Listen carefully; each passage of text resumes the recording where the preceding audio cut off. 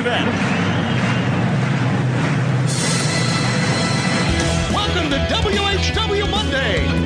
Tony Schiavone and Conrad Thompson. Jim Crockett First Arcade, 605 NWA. TV title, Cajun Omni, the Bunkhouse Stampede. Flair and Horseman, Garvin, Bogey, Magnum, Dusty, Express Tag Team. Turner, Bodden, Mid-South Joy World Championship Wrestling. Talking about the great years of World Championship Wrestling, the NWA, and Jim Crockett Promotions. Tony and friends North they win. Look, Schiavone's back again. World title split off center stage. Bischoff, Disney, Hogan, and Nitro. New World Order and the Crow. Thunder, Russo, Arquette Champ, Vinnie Mac, simulcast. Tony's back with Conrad, not your classic podcast. Watch along, try not to laugh. Lowest rules, cat back. This wasn't the initial plan. Tom Zigg's a good-looking man. Klondike Bill, make a trip. Tommy, you come over here. What happened when? WHW Monday. And now, let's go to the ring. And here's your co-host. Hey, it's Conrad Thompson. Hey, it's Conrad Thompson, and you're listening to What Happened When? With the voice of our childhood on Jesus' birthday. Merry Christmas, everyone, and most of all, Merry Christmas to you, Mr. Schiavone. Thank you, Conrad, and ho, ho, ho to you, too. I hope it's been a great Christmas at the Conradison with your entire family. It's coming to the end of another year of you and I together. We are moving into our next month. We'll be into our fourth season. What happened when? It's been a great 2019 as we look back on a little bit, but thanks. It's great to be with you once again. It's great to be with all of our schlappedicks. Boy, what a year 2019 was for this old bastard. Hey, why aren't you calling me a bastard? I was referring to me. Oh, yeah. Okay. Well, yeah, you're a bastard. Yeah. So yeah, it's been great. And today we're gonna go back and go back in the archives, take a look at one of my favorite promotions, ECW, a promotion that has lived forever.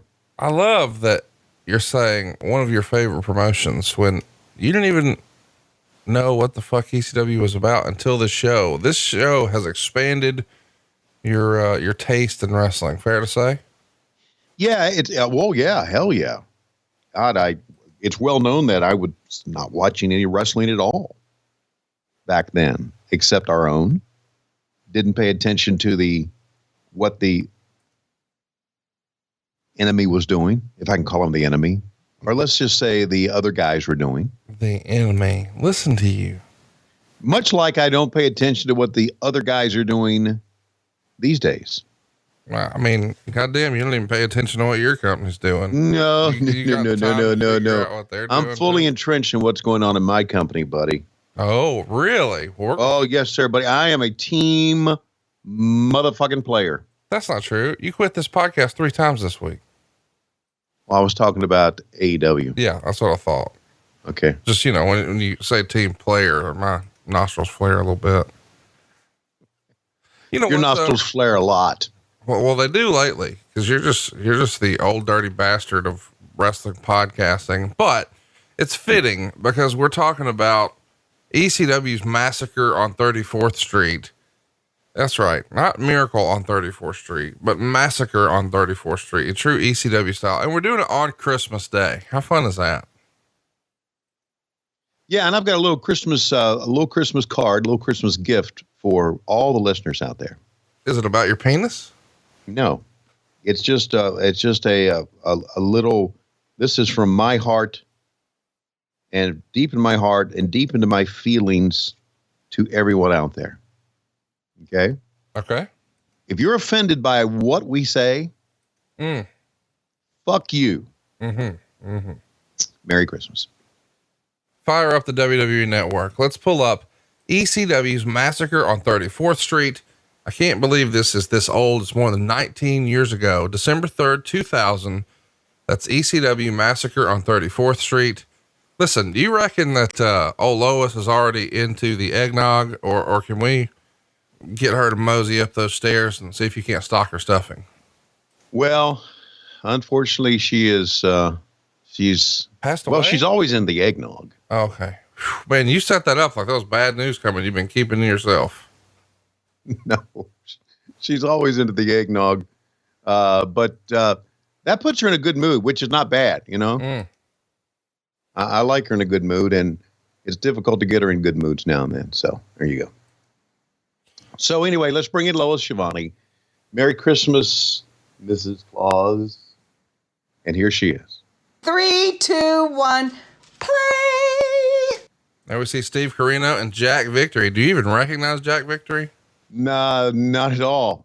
You know what? I don't know if would Steve Corino here be talking about having to work with Terry Taylor here in 2019? No. Being his blow boy. Oh, really? You think Terry yeah. Taylor's a blow boy? Yeah, he's a blow boy. He's Jeff Jones' blow boy back then. And now he's Terry Taylor's blow boy. What does that mean, blow boy? Lackey, stooge. Whoa. Are you insinuating that Steve Corino is a bigger lackey and stooge than Terry Taylor? Because I won't fucking stand for it.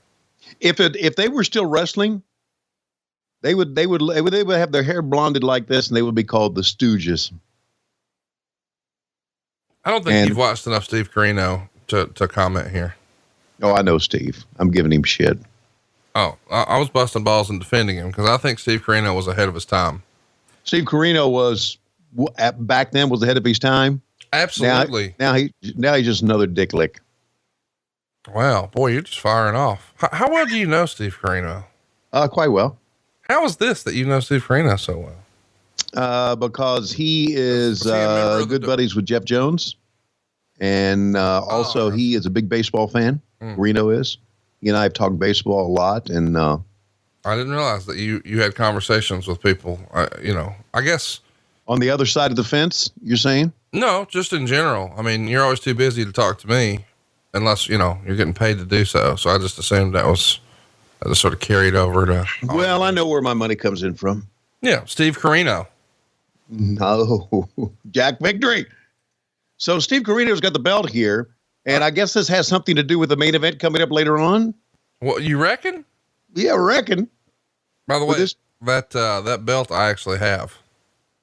That's on my shelf in the other room. And when Ring of Honor came to Nashville a few years ago, back when Jeff Jones worked there and Steve Corino worked there, I couldn't make it to that show, but a friend of mine was going, so I sent it up because that belt is the one that Mike Awesome held, which meant that Jeff Jones had to bring it to the ring a bunch back then, and Steve Corino too. So they did a little meet and greet with the old ECW belt.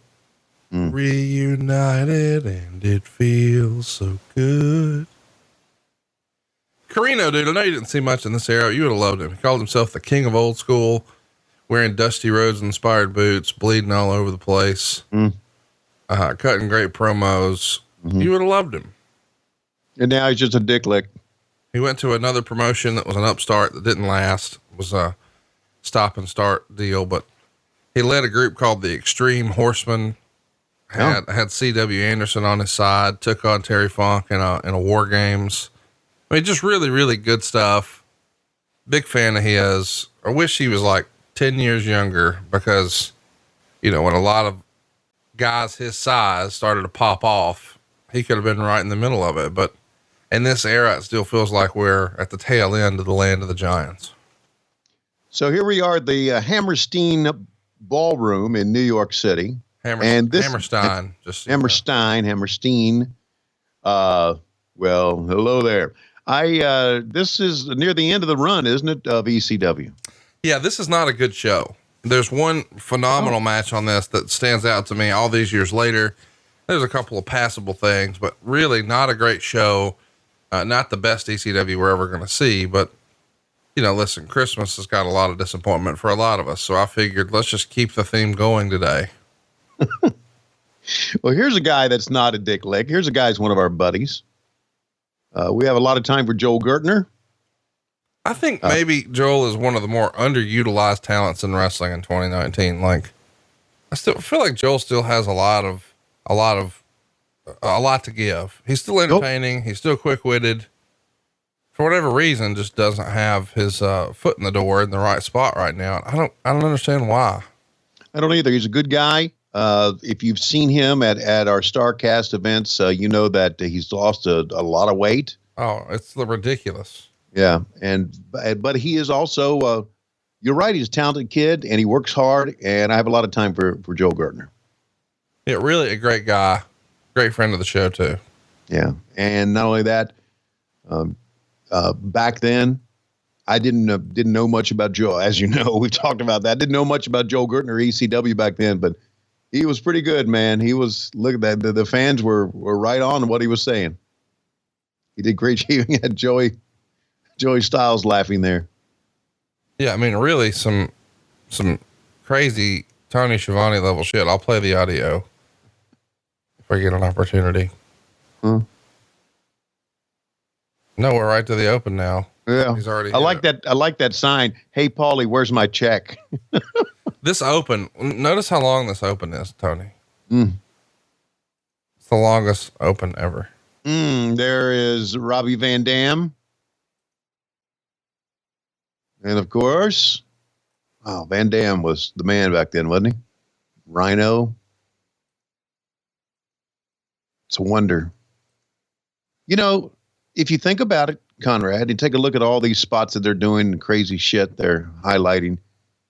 It's a wonder that there weren't all kinds of terrible injuries. Deaths in the ring. Deaths. Really? I mean, you think about it. You do so many table shots. You do so many chair shots. You put people through fire. Eventually something, oh my God. What was I saying? Something wrong is going to happen. And I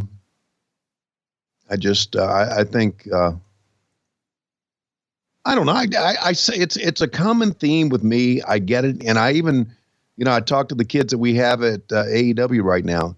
The crazy shit they go through and the crazy shit they do is spectacular. The fans love it.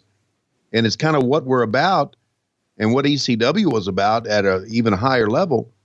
But it's so dangerous. It's so dangerous. I sound like an old grandpa. You are. It's so dangerous, son. It's so dangerous. You just can't go out there and do that shit every day. You just can't. You're going to hurt yourself. I wouldn't mind being hurt like that. There are some things that happen on the show that don't hurt, like Dark Order punches. Fucking no problem. Is Francine in this show? I love that you're just like, let me shift gears real fast. Dude, when that clip started to get passed around, got viral. What's going through your mind?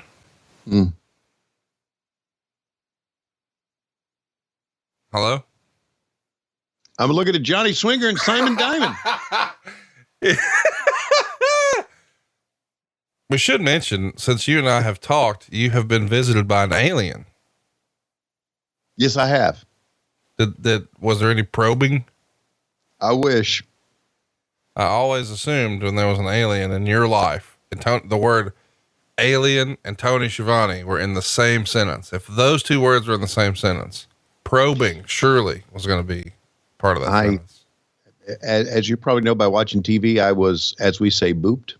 You were booped. Yes, I was. And man, when I got booped, the first word that came to my mind. What was that?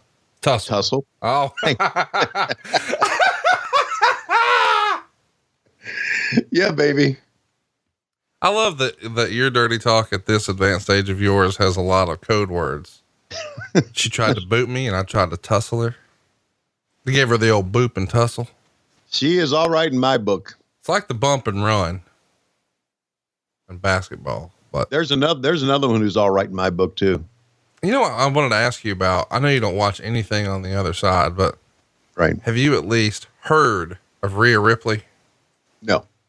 I want you to just type this in your Google machine right fast. Well, spell it for me. All right. RHEA space RIPLEY, and just click Google image. Cause I'm about to make your day. you're going to anoint her queen tussle. Oh, that's pretty good. Let's just say Tony Schiavone has a type, and I'm acutely aware of that. Yes, you do. Yeah. So Rhea Ripley won the NXT belt the other night, and she was like their main event. And obviously she's got a very unique look. But she's not 5'1", 105 pounds. And I'm like, Tony Schiavone's in. Here's another one to type in your Google machine. Okay. Jamie Hayter. Oh yeah. You told me all about this one live one day. Yeah. As a matter of fact, when she debuted on TV, I got a text message within seconds from you. So right.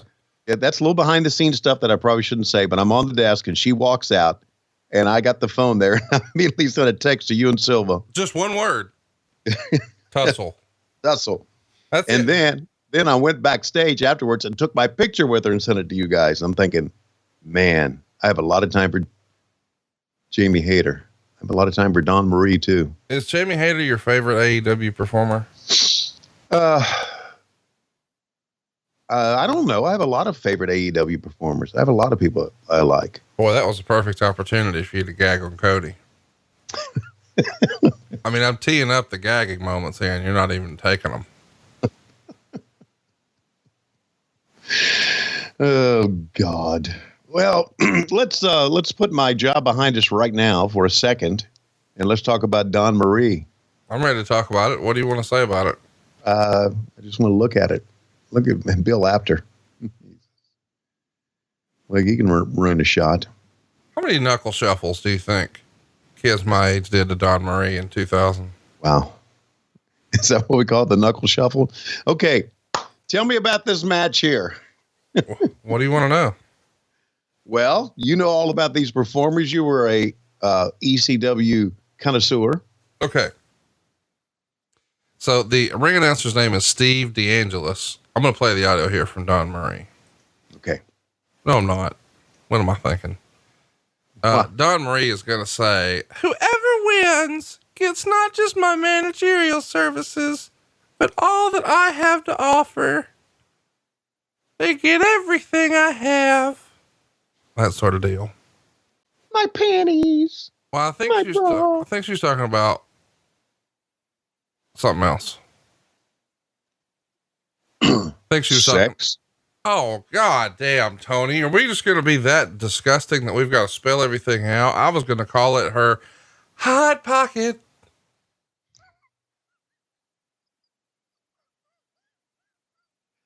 Hot Pocket. Hot Pocket. So this match, this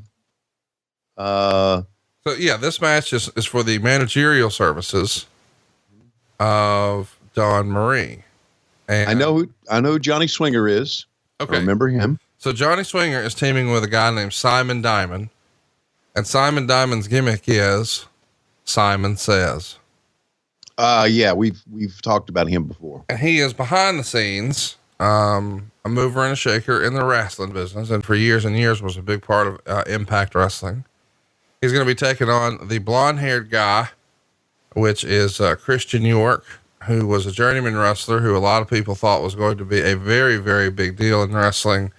And, he definitely had, some shining moments here or there, but for whatever reason, never really connected the way a lot of people assumed that he would. But he was one of those guys who, popped up here and there and everywhere. And people thought, boy, he's going to be a big deal, especially in this era.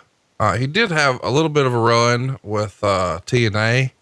I think he was involved with their X division and maybe was in a gut check, and he might have even won that. But that was years later, probably a decade more than this. We also would see the dark-haired guy in there. That's Joey Mercury. And Joey Mercury has done a lot in the wrestling business. He's most recently made Twitter fame. How about them just making her step through the ropes a few times here? Just to take a look at the no-no. Joey Mercury, though, lately in a bit of a blood feud with Ring of Honor. And, now you mean with the promotion or is it a gimmick going on? No, not a gimmick. He specifically real. is calling out Joe Koff, who is in charge of Ring of Honor. Ring of Honor, of course, is owned by Sinclair Broadcasting, a television company that has a ton of money. And they purchased Ring of Honor from a ticket broker who really saved Ring of Honor. And he purchased Ring of Honor from Rob Feinstein, who started RF Video. And Feinstein has been a polarizing figure in wrestling for a long, long time. But the guy he sold Ring of Honor to is viewed as really like one of the unsung heroes of wrestling and just one of the most beloved guys in the history of the business. Well, now they're with a corporation, and guys just don't like that as well. And they've made some decisions that a lot of people are sort of scratching their heads about, including, and we've talked about this on the show, the decision to let All In happen without having the Young Bucks or Cody under contract. They essentially funded their competition and booked their own demise because, you know, they used to run this building that we're watching this show in, Hammerstein. So like last year, huge sellout. It was Cody and the Bucks' last Ring of Honor show, but they historically would run this show as their last show of the year. Their Starrcade, their WrestleMania was Final Battle, and it was always a sellout. And this year it was like 300 tickets. So they're just sort of circling the drain. And one of those guys is, sort of leading the charge, and that's Joey Mercury. He was a trainer for them, and Joey has had some on again, off again substance abuse issues and mental health issues. And he was with WWE for a long time, had a great tag title run with John Morrison, who's been nicknamed everything in wrestling from, you know, Johnny Impact, and wherever he was Johnny, insert that word here.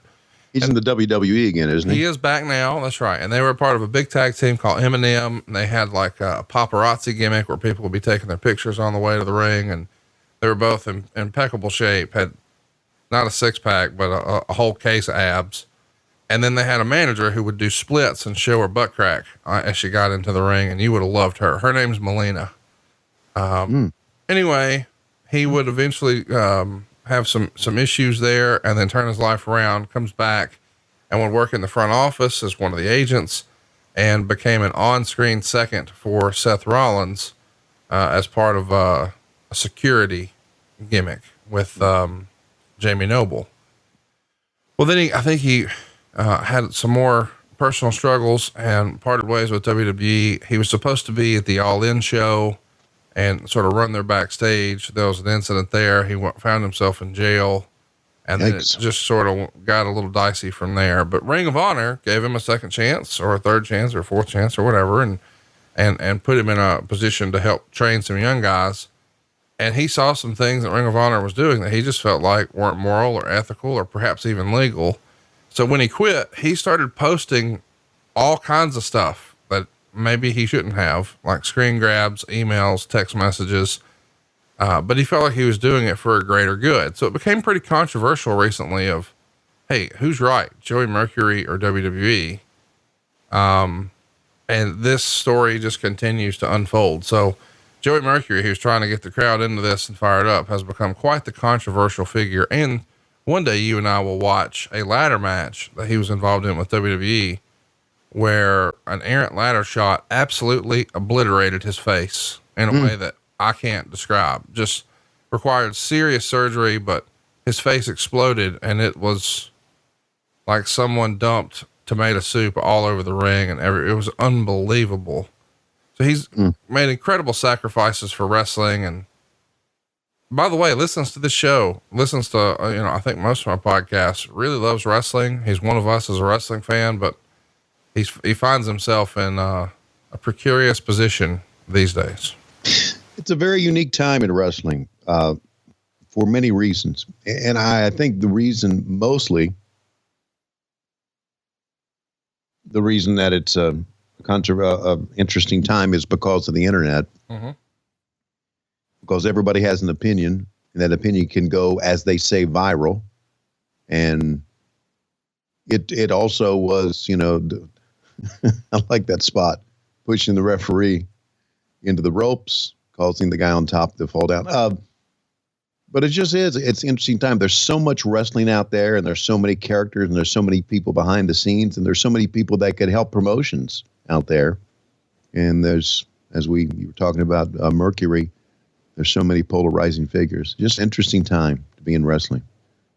I'm really glad I was alive to see this time. It's interesting to be interesting to see in the next 30 years how this sport's going to develop, how it's going to evolve. Because I've said many times, the evolution of the sport right now and what we're seeing right now, basically, I think, at least on the AEW side, is kind of like what we're seeing right now.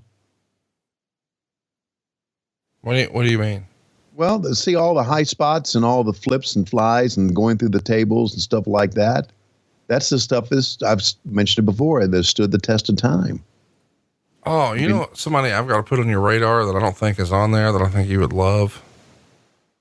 Who's that? By the way, as we see this one winding down, this match got star and a quarter. Yeah. There was more bullshit than actual wrestling in this match. They did a couple of big spots, one outside the ring, but so who should be on my radar? One of the more interesting characters in the history of wrestling, Teddy Hart.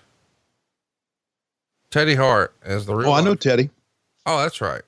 Yeah. Have you been I forgot that you worked with him in that indie promotion. Right. Have you, look at Joel Gertner coming to save the day. Wow. You don't fucking push around Don Marie, goddammit. Not at all. Joel Gertner's coming to take care of business. And you tell him, Joel. Anyway, not Joel. Teddy, I guess, has his own YouTube show. And I've heard about this. He and his wife. I think it's his girlfriend. Or his girlfriend. And I heard it's just Teddy Hart crazy. She gave him an HJ on an airplane recently on the show. That would be Teddy Hart crazy. And by the way, they weren't in the row on the airplane by themselves. She was seated by another person. Wow. Now this is all rumor and innuendo, but at No Holds Barred Christmas, that's all everybody was talking about. And I'm like, wait a minute, what now? He did a what now? And she was where? And how? But no. I know now. I know that Teddy has been a very polarizing figure in wrestling. I understand that, but I have a lot of time for Teddy because I don't know.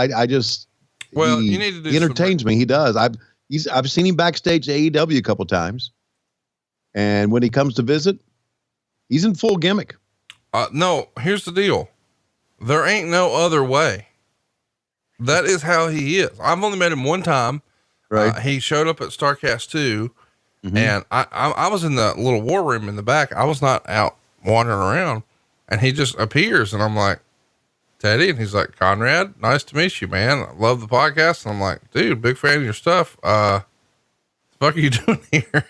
It's like, he's like the ghost of Christmas past the wrestling. He just appeared with a white cat in his arms. Yes. But full shimmery gimmick and like, Brian Pumper jewels on. I'm like, what's going on? Like, how are you? Would you like something to drink? I have these Pepsis over here that I paid $28 each for, if you'd like one. It was a weird deal, but he just appeared. And I think lately there's been, a bit of, bad news in his life, and people have started to alienate themselves from him as a result. So I hope whatever's going on, cause I don't know all the details, that they get figured out. Some silly looking shit here. And I agree. And I hope it gets figured out too, because if you strip down all the things that he's had in the past, the fucker can perform in the ring. Well, I think this is more of he's been accused of some not cool stuff. Well, yeah, that's what I was saying. I just wish he could be the performer that he is in the ring. And, and who is this girl? I'm glad you asked. This is Elektra. She was a stripper in The Sopranos at, the Bada Bing. Oh, okay. The fictional strip club that is a real strip club, just by a different name, there in New Jersey. And, she had her gimmicks out on that show, and you can Google her and check out her bolt-on +2s anytime you'd like. And this right here is Easy Money. And great friend of the show on the left there wearing the Confederate flag. That's Chris Hamrick. How about this thong? Where are you at on Easy Money's thong? Keep it in. That's Julio De Niro on the left. Now, a lot of people may not realize this, but these guys are still wrestling today. And you may not even put two and two together. I haven't. That's the Dark Order. These days they wear hoods. One of these guys is Evil Uno. Oh, no. That's a different guy. Okay. One of those guys is Stu Grayson. No, that's a different guy. I'm talking about all the creepers. Oh, the creepers. Hell, I don't even know who, Dude, we have so many creepers. I don't even know who the fuck they are. I just told you it's Chris Hamrick. It's Julio De Niro. It's Easy Money. They're the creepers. But but there's so many. Are they always the creepers? No, there's a few others. Wow. Are there ever? Teddy Hart and his cat was a creeper this past week. The cat needs to learn how to work. Got to tighten those punches up. Hmm. I mean, seriously, the cat's working punches look like shit. Well, you got to work with him. You got to train him. So there's a lot of wrestling trainers out there. Some of them pretty good. Some of them are shysters. You just got to pick the right one. Train a guy. Balls Mahoney no longer with us. He passed away. We've done Balls Mahoney match on this program before. Well, I was just letting you know that he's still dead. Mm-hmm. So he wouldn't be a creeper. No. Now in real life, I'm sure he was a hell of a creeper. You know what they could do? They could put a mask on like a cadaver and bring it out there and be a creeper. I think they tried that this past week, and that cadaver's working punches look like shit.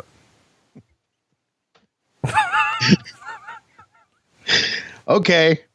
I get it. Dude, come on, man. I get where the opinions are coming from here. What does that mean? The opinions? I mean, I get it. Dude, I have never busted your balls about a goddamn thing on AEW. Until now. No, how about this though? I have enjoyed Wednesday night wrestling. You know, it's reminiscent of, I mean, it's not nearly the same as Raw and Nitro because I'm not nearly the same. You know, I was 15, 16 years old, just losing my fucking mind about how great this shit was. And now, you know, I'm 38 and I got, you know, businesses and bills and kids, and it's just not the same. I don't enjoy anything the same way, but it is fun for there to be a new wrestling day to look forward to. Cause Monday you sort of, well, I mean, you just dread it a little bit cause it's 3 hours and you're like, ugh. And it's not what it used to be either. I mean, it's just, well, but that's true with everything, right? So yeah, sure. All forms of entertainment. I'm realizing as I get older, and I have this theory, and I stole this theory from a great friend of the show, Brian Rogers. He says everybody has 10 years. And I think those 10 years are when you're at your most impressionable. Like my dad will listen to like new music, but my dad really wants to listen to the Eagles. And my mom will watch, you know, new Christmas movies, but she really wants to watch the old Miracle on 34th Street. Like everybody has that place of nostalgia where, like even my wife, she'll watch new movies, but man, if Breakfast Club is on or 16 Candles or something like that, she wants to watch that. And I'm the same way with wrestling and music and movies and entertainment. I think we all have like 10 years where we're at our most impressionable and we say, oh man, that's what I grew up on. It's sort of like, oh man, this is how mom used to make whatever your favorite dish was or whatever. So, but this is this Wednesday night, quote unquote, war that's happened the last few months has really been like as close as I think we're going to get with me being an adult to what it was like when I was growing up. Yeah. The only thing about what's going on with Wednesday right now is I don't know that it is caught on. And I'm talking about not necessarily us or how about balls going up top? Can you believe what we're seeing here? Wow. That's unbelievable when you think about it. I mean, that's common now, right? But in 2000, a 350-pound motherfucker jumping off the top rope to the floor, that's a big deal. They loved it, man. The fans bought into it. Anyway, it hadn't caught on, you're saying? No, I will give you a perfect example. I was doing a basketball game the other night against SMU. the SMU broadcasters, big time fans of Tony Schiavone. If I can use myself in the third person, they both came up and we took pictures, shook hands, talked about the old days, talked about the Monday Night Wars, talked about studio wrestling. They did not realize there was wrestling on Wednesday nights now. Yeah. So I don't think it is caught on the national level that there's great wrestling on Wednesday nights on TNT. And of course, there's wrestling on USA Today, and there is some sort of wrestling war going on. It just hasn't caught on with people yet. And maybe they're not in our Your demo. our demo, yeah. But it's just I just don't think people. I don't think there's a realization, and I don't think there is because my God, there's so much other stuff going. It's a different time. It's a different era. A different era just for entertainment in general. You know, you've got so many choices, so many streaming services, et cetera, et cetera. I do want to ask though, do you think there's wrestling on USA Today, the newspaper? There probably should be because what they got right now fucking sucks. It is the worst rag I've ever seen in my life. I picked up one in a hotel the other day, and it was like picking up the thrifty fucking nickel. You just literally said they don't know there's wrestling on TNT and USA Today. Okay. See, I don't even watch USA nor Today. Well, occasionally you should throw the DVR on and check out your new favorite women's wrestler or, you know, top 5, top 10, whatever, Rhea Ripley. Cause I think you'd be like, oh, Tussle Jones. Mm-hmm. Oh, shout out to a great friend of the show, Taz. He just wrapped up his CBS radio career. I don't know that a lot of people, I think it's probably just you and him or I don't even know. Maybe that was just Taz, but Taz was a syndicated morning show host for CBS radio for a couple of years. And that might be a first for professional wrestling, right? Mm-hmm. Oh, there is. We're not talking about a wrestling show. We're talking about a syndicated sports talk show, morning drive nationwide. Right. And that run's come to an end, and I'm excited to see what's next for Taz. But I thought that was a pretty cool deal. So on his last show, I called in and congratulated him on a cool run. And I know that's got to be like some weird mixed emotions after you've been doing something at a high level for a long time, and then it starts to wind down.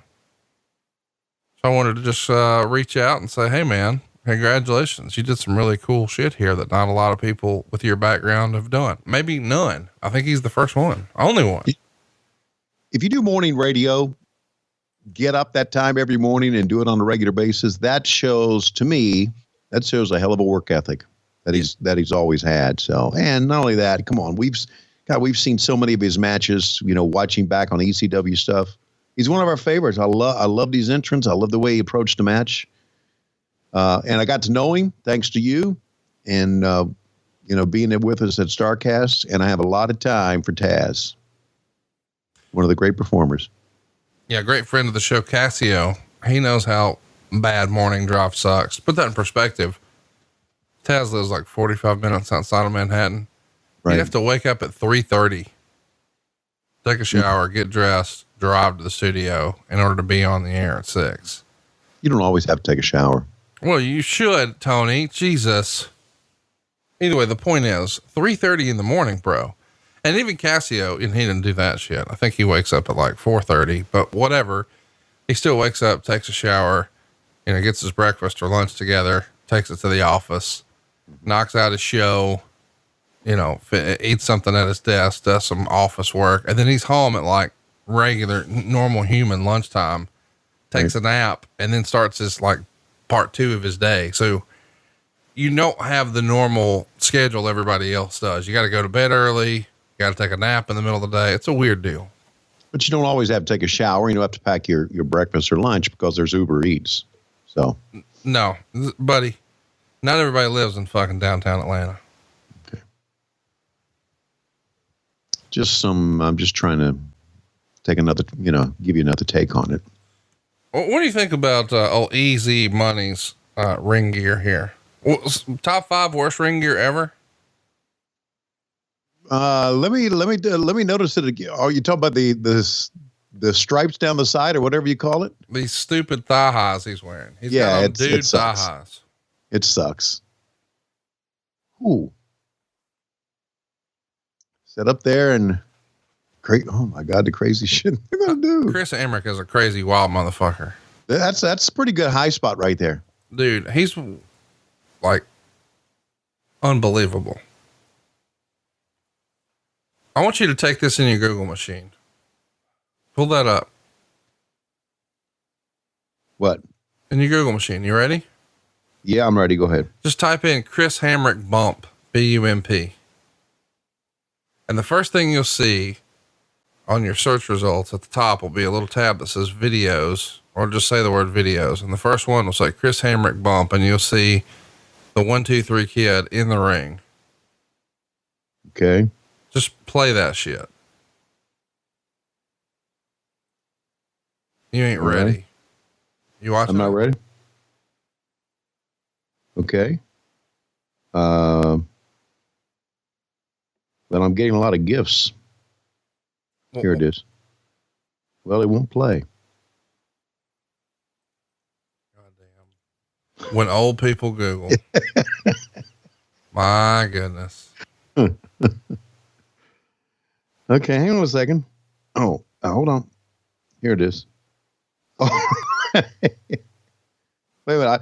I'm watching the one where a guy ducks down. He just goes right through the ropes. Is that the one? That's it. What a fucking bump that is, dude. My God. Chris I've never, Hamrick. that's one of those, you think you've seen everything, but that's one of those like, well, I've never seen that before. Shout out to Chris Hamrick. If you get an opportunity, throw it in your Google machine. It's worth the look, isn't it, Tony? Oh yeah. And I've seen here's one against Owen Hart. He's done it before a couple of times. It is commonly referred to as the Chris Hamrick bump. Wow. Well, good for him. Good for you, Chris. A bump named after you. Are we just gone into a new match here? I was looking over Chris Hamrick bump, and this is yeah. No, this is a match, same match going on, no, right? It's not. So Easy Money pinned Balls Mahoney 2 1/4 stars. Now we're in match 3. It's Nova against De Niro. Mm-hmm. I'm not a fan of this setup at all. Just if you're keeping score at home, I didn't like the first match. I didn't like the second match. I'm not going to like the third match. The fourth one though, we're going to start picking up. We're going to start shitting and getting. Okay. Let me know. Tell me why, and you were a big ECW connoisseur back then, why there's some that you like and some that you don't. What to you define shitting and getting? So there was a time when ECW quit paying guys because they ran out of money, poor management, or, This will be around that time, I would think. yes. So people are woefully behind on payment here. ECW is going to be out of business in like another, 6 or 7 weeks, something like that. Okay. So they're, guys just aren't showing up, and they're like, hey, I hadn't been paid in this many weeks or months. I'm not coming. And the guys who really love it are still coming, and they want to keep the faith and keep positive and, hey, I believe in this. Well, that created some opportunities for there to be new guys who maybe weren't up to ECW snuff. Gotcha. Yeah, as far as a character presentation. To be clear, I don't think that anyone's in-ring work is not good that's on this show. These are all fine in-ring performers. I'm just saying sometimes Paulie didn't have enough time to really establish the character to the viewer. So you just see like, hey, who's this fat stripper with thigh highs on? I don't fucking like him. Which in theory is the reason he wore the shit, to get heat. That's a good thing. But I didn't know enough about the character to hate him for his character. I just didn't like him because fuck, I don't know him. Right. And so I, as an ECW hardcore, took this sense of like loyalty and pride and a sense of ownership of this is my promotion. I liked them before they were cool. They're underground and, this is my thing. And a great sense of pride in being an ECW fan. But then when there's these new guys that you don't know anything about that are just thrown in there and they're not presented as special, they're just sort of there without really any explanation. And it's because, hey, we got to fill a card and I don't have a locker room full of paid performers right now. So I just got to sort of throw some guys in there. And I feel like Julio De Niro, He's probably a fine wrestler. I don't know shit about him. Right. So that's why I'm like, I'm not into this. You got to make me care. Cause I mean, the thing is, like, I can just sit down and watch wrestling all I want, I guess, but I need to care or want to care. And I just fucking didn't. And the reason you care is because of great character development. Yes, you got it. I get it. I've always gotten it. By the way, De Niro would, he popped up in, World Championship Wrestling and the WWF as an enhancement guy a few times here or there, and then wound up being a part of Raven's group for TNA in the early days of TNA. But outside of that, mostly indie stuff here or there. Jesus Christ. Throw a chair at him. Don't hit him with a chair. Fucking throw a chair at him. Jesus. That is so dangerous. You know why it's dangerous? Because, hell, it can bounce off and hit a fan. Oh, speaking of dangerous, can I tell you the best Christmas present I gave this year? Well, Christmas present and dangerous sounds like a story, but go ahead.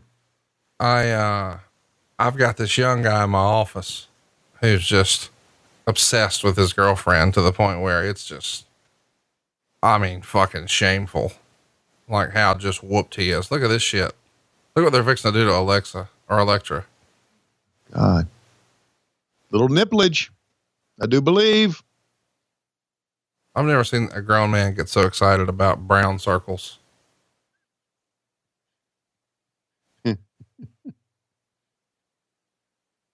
So give me the story about this. Wait a minute. Here's a cover. Here comes that Easy Money and Chris Hamrick. Easy Money. They're too worried about the girl. Whoa, that's pretty cool. Dude, Chris Hamrick was, and Nova, innovators of offense. Take a fucking chair shot. Oh, he took it wide open. Hamrick got his hands up. The other two, not so much. No, the other two took it straight on, man. Look at that chair too. It's fucking destroyed. Oh, so are heads. Oh, a great friend of the show, Dan McDevitt, used to wrestle in ECW. And, you know, he's the Maryland Championship Wrestling promoter, but he told me a great story once when he was in ECW.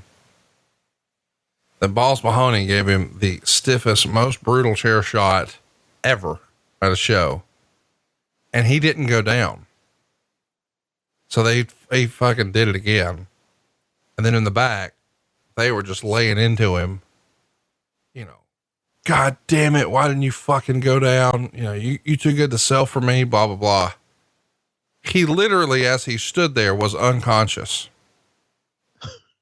but he was so fucking concussed, bell rung, whatever they called it back then. He didn't know he was standing or in the ring or still there. It wasn't like, I'm not going down because I don't respect you, or I don't want to be cooperative, or I don't want to do good business. I don't know where I am or what's happening right now. Jesus. Can you imagine? Like you're in front of everyone, but they can see you, but you can't see them. Nobody's home. That's scary. That is scary. For how much of a payday do you think? Oh, probably like $25. Yeah, right. Yeah. Jesus. There's Rhino. I'm going to play the audio here. Never been to Detroit. It's full of a bunch of pussies, just like Dudleyville. Spike Dudley, you're the biggest pussy of them all. Oh, for the last 9 months, you've made your presence known. You've interfered in my matches. Spike Dudley, what would happen? I'd put your head through a fucking table. I let you live, Spike Dudley. Why? Because I knew tonight would happen. I knew tonight would happen. I wanted tonight to happen. Why, Spike Dudley? Because tonight I might not have the compassion in my heart to let you survive, to let you live another day. But if I do let you live, you will look in that mirror and you will see your maimed body, and you will realize who did it to you. You will understand why I did it to you, and you will never, ever, ever, ever forget the name of the ECW World Television Champion, Rhino, Rhino, Rhino,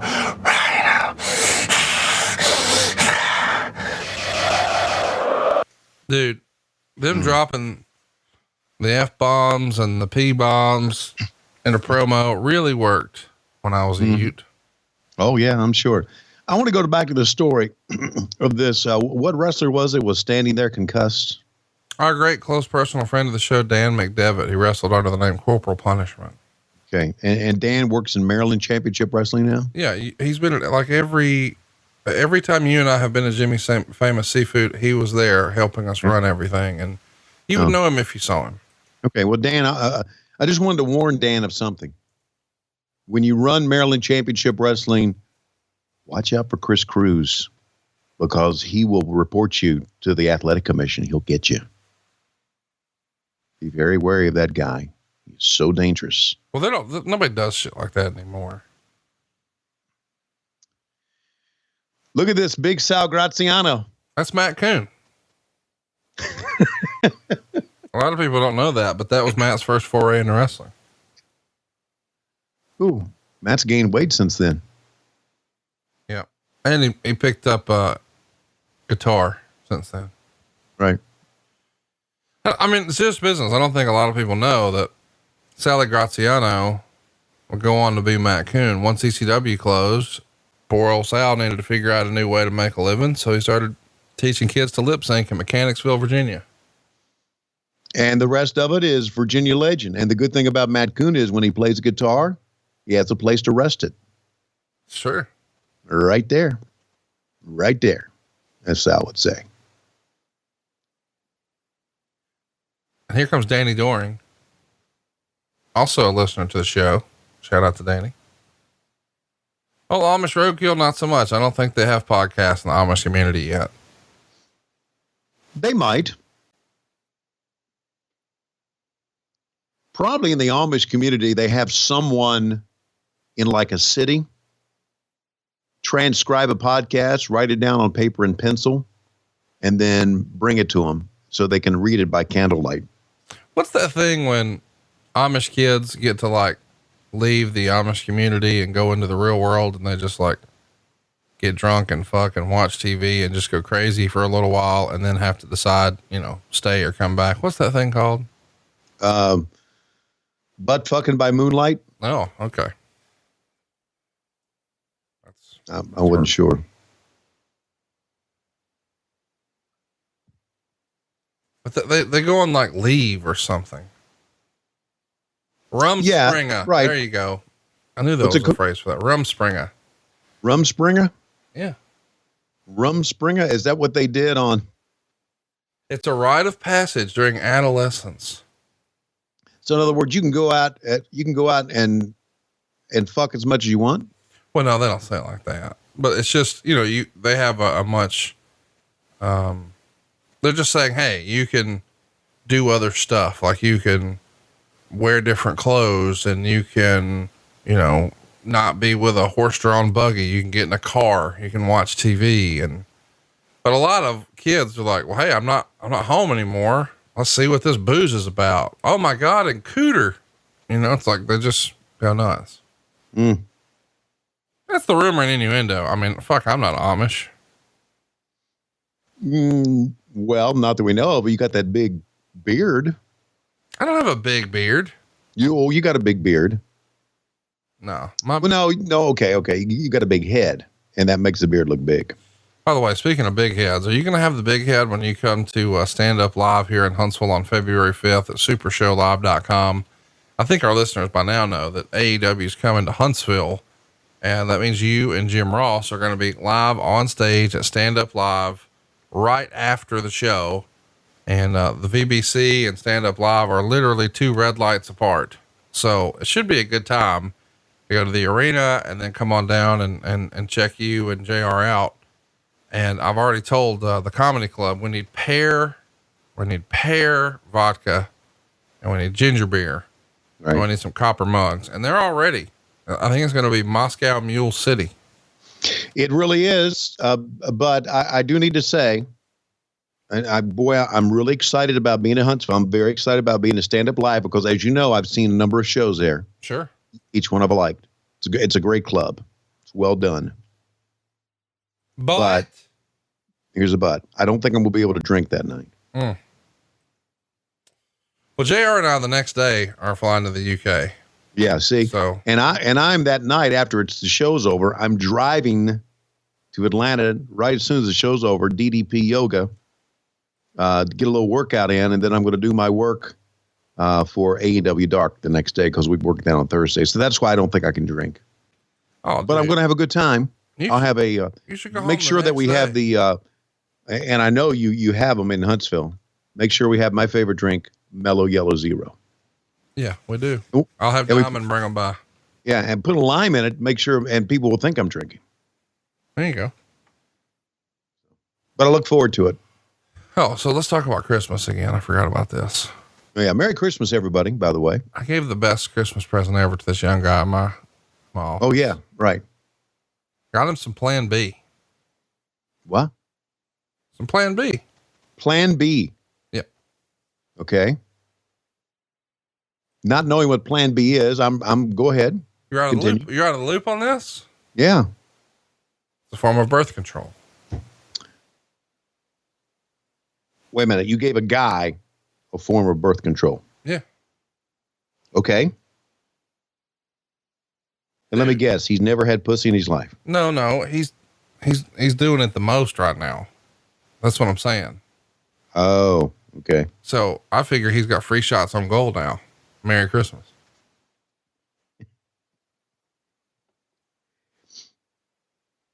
Oh, I see it. Mm-hmm. I'm fucking around, Tony. That's not a real gift. You got to get that prescribed. I'm just trying to make you laugh, and sold it. Ah, okay. So, I did a Google of Plan B. Oh, you better clear your fucking browser history. You're going to be in trouble. Oh yeah, I guess I am. You got no reason to explain that. Like, Yeah, Conrad told me to Google it. That's my explanation. And at the house, she'll say, "Yeah, I get it. You fuckers." hey, Maybe so she won't, since we're though. talking about Christmas presents, does one stick out to you? What was your favorite Christmas present you ever got? That I ever got Yeah. it was a football game called Pro Bowl live action football. It was this thing where it had this mat that you had to have a big room for it. A big mat that looked like a football field. Oh, I'm looking at it right now. This is from 1969. Yeah. And the running back, you would wind up the running back, and the linebackers would be on wheels, and you would tackle them. I found a version of it online a couple of years ago, and I've got it now. I rebought it. My favorite gift of all time, my most memorable gift. Man, that's cool. Yeah, and you know what? It's in that 10-year period for me. Oh, that's awesome, man. Yeah, it's 69-79. That would be my 10-year period. Sure would be. Of course, for you, one of them 69. No, I say that. That checks out. No, I say that because the 1969 World Series is what I remember sports-wise most of all. My greatest year of sports was 1973. And there it was. Of course, you don't remember those years. I'm sure your father does. No, I don't remember it because I was -8. I was born in 81. How can I remember 73? Yeah. Was Larry Thompson a big sports fan growing up? Oh, huge. Specifically football. Big Cowboys fan. Whoa. Really? Well, you got to remember in rural Alabama that we were 3-channel Jones. Right. So in rural Alabama back in my dad's day, there was only one team that was on TV every week, and that was the Cowboys. And that's how they became America's team. Not because America was a bunch of sellouts for Emmitt Smith and his shenanigans. It was because they were on TV all the time. So if dad wanted to watch football when it came to, the NFL, there was one team pretty consistently on in rural Alabama. All right. Wasn't the Falcons on a consistent basis in rural Alabama? No. Really? because I lived in rural Virginia and the Redskins were on all the time. You know, they were kind of like the team. Well, so that's here's the thing too, that, I mean, go ahead. the Falcons fucking suck, dude. Oh boy. Oh boy. Are you right? And they've sucked forever. Oh boy. They even took sucking to a new level in the Super Bowl, didn't they? And how about this? The Cowboys were around longer than the Falcons. So I'm just imagining when I was a kid, you know, it'd be like, No, listen. It'd be like if your favorite team was the Jaguars, you know, like they're an expansion team. No, they're not anymore. As well, the Dallas Cowboys were an expansion team. The Falcons were an expansion team. Jaguars are my favorite team, by the way. Oh, I knew that. Eee. Well, who was your favorite Jaguar growing up? Mark Brunell. I love you for just having something ready for me. Just boom. What about this motherfucker? You're gonna trip me up. Matter of fact, I went to see the Jaguars and the fucking sucking Falcons this past weekend. How was it? Holy shit. That's a big guy getting on that top rope there. Is it wrong that I still think of, whenever I think of like most famous Jags, I think of Fred Taylor pretty much exclusively? No, it's probably not wrong. No, I'm not saying that to be dismissive. I'm just saying like he's, Well, he's probably had the most press. Yeah. Wouldn't you say? So yeah. And that's why. And as we've discovered here on the show, and I know some of our listeners, you know, sort of bounce around, but as a reminder, you should let everybody know, because we talked about this recently, who helped broker the deal for the Khan family to purchase the Jacksonville Jaguars? Fred Taylor. Butch Reed. Come on, man. Oh, of course. Jesus. Hashtag Butch Reed facts. We've just recently discovered old billionaire Butch, one of the founders of Netflix. Hey, true story. Last week we're in catering AEW, and there's a bunch of us sitting at the table. I don't know who said this. Someone said, this is a true story. I'm glad you brought it up. Someone said, what's the deal with Butch Reed in your podcast? Okay. And someone said, I don't know. I think JR asked me, what's the deal with Butch Reed in your podcast? And someone said, without missing his stroke, he's over in Florida.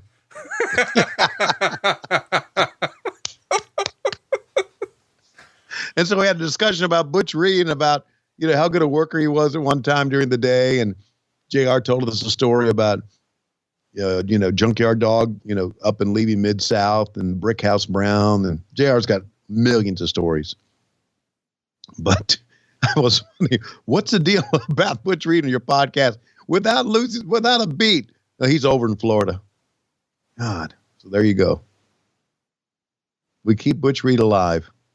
Dude, Butch Reed is the man. And yeah, I don't know that a lot of people know this, but Butch Reed was like the, you know, the silent partner in ECW. Seriously. We ought to get, when's your next Starcast? I don't know. I got to check in with Butch Reed. Wait, we haven't talked about that. Butch Reed is the founder of Starcast, not me. I'm just the front man. Butch Reed's too busy with Netflix business, you know? Yeah. The next Starcast, you ought to have Butch Reed come, and here's all he would do. Put him in a suit with a clipboard and a pencil in the back of his ear and just walk around.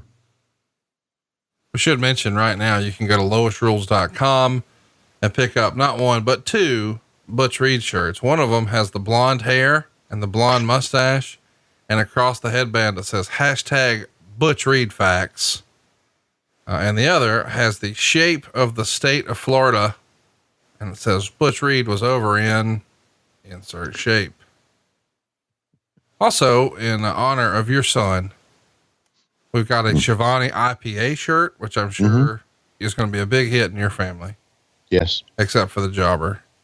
But the jobber, we can get him this shirt. You might be a dumbass if, we recently established that Dave Pinzer, great close personal friend of the show, might be a Twitter dumbass. Is a Twitter dumbass. So these guys are the tag team champions now, right? Did they win it? Yep. And I think they still have these belts now. Well, Roadkill sold his, but Doring still has his. He won't come off it. I offered him money. He just won't let it go. Looks like we're getting ready to see Spike Dudley do a Rhino impression, if I'm reading this right. So maybe it's worth a listen as well. What do you think? Yeah, I'll play it. Here we go. I'm gonna rip off your head and piss down your throat. I'm gonna rip off your arm and I'm gonna beat it over your head. Hey, Rhino, fuck you, man. Fuck you. Bam Bam Bigelow, I beat him. 911, I beat him. Curtis Hughes, I beat him. Bubba Ray, Devon Dudley, I beat them at the same time. You wanna come after me, break my leg, put me out for 9 months, and now you think you're gonna let me live? Screw you, man. I'm gonna let you live. I'm gonna let you live as a former television champ. I'm taking that belt. I'm kicking your ass. I'm gonna... Fuck you, motherfucker! Look at this moron.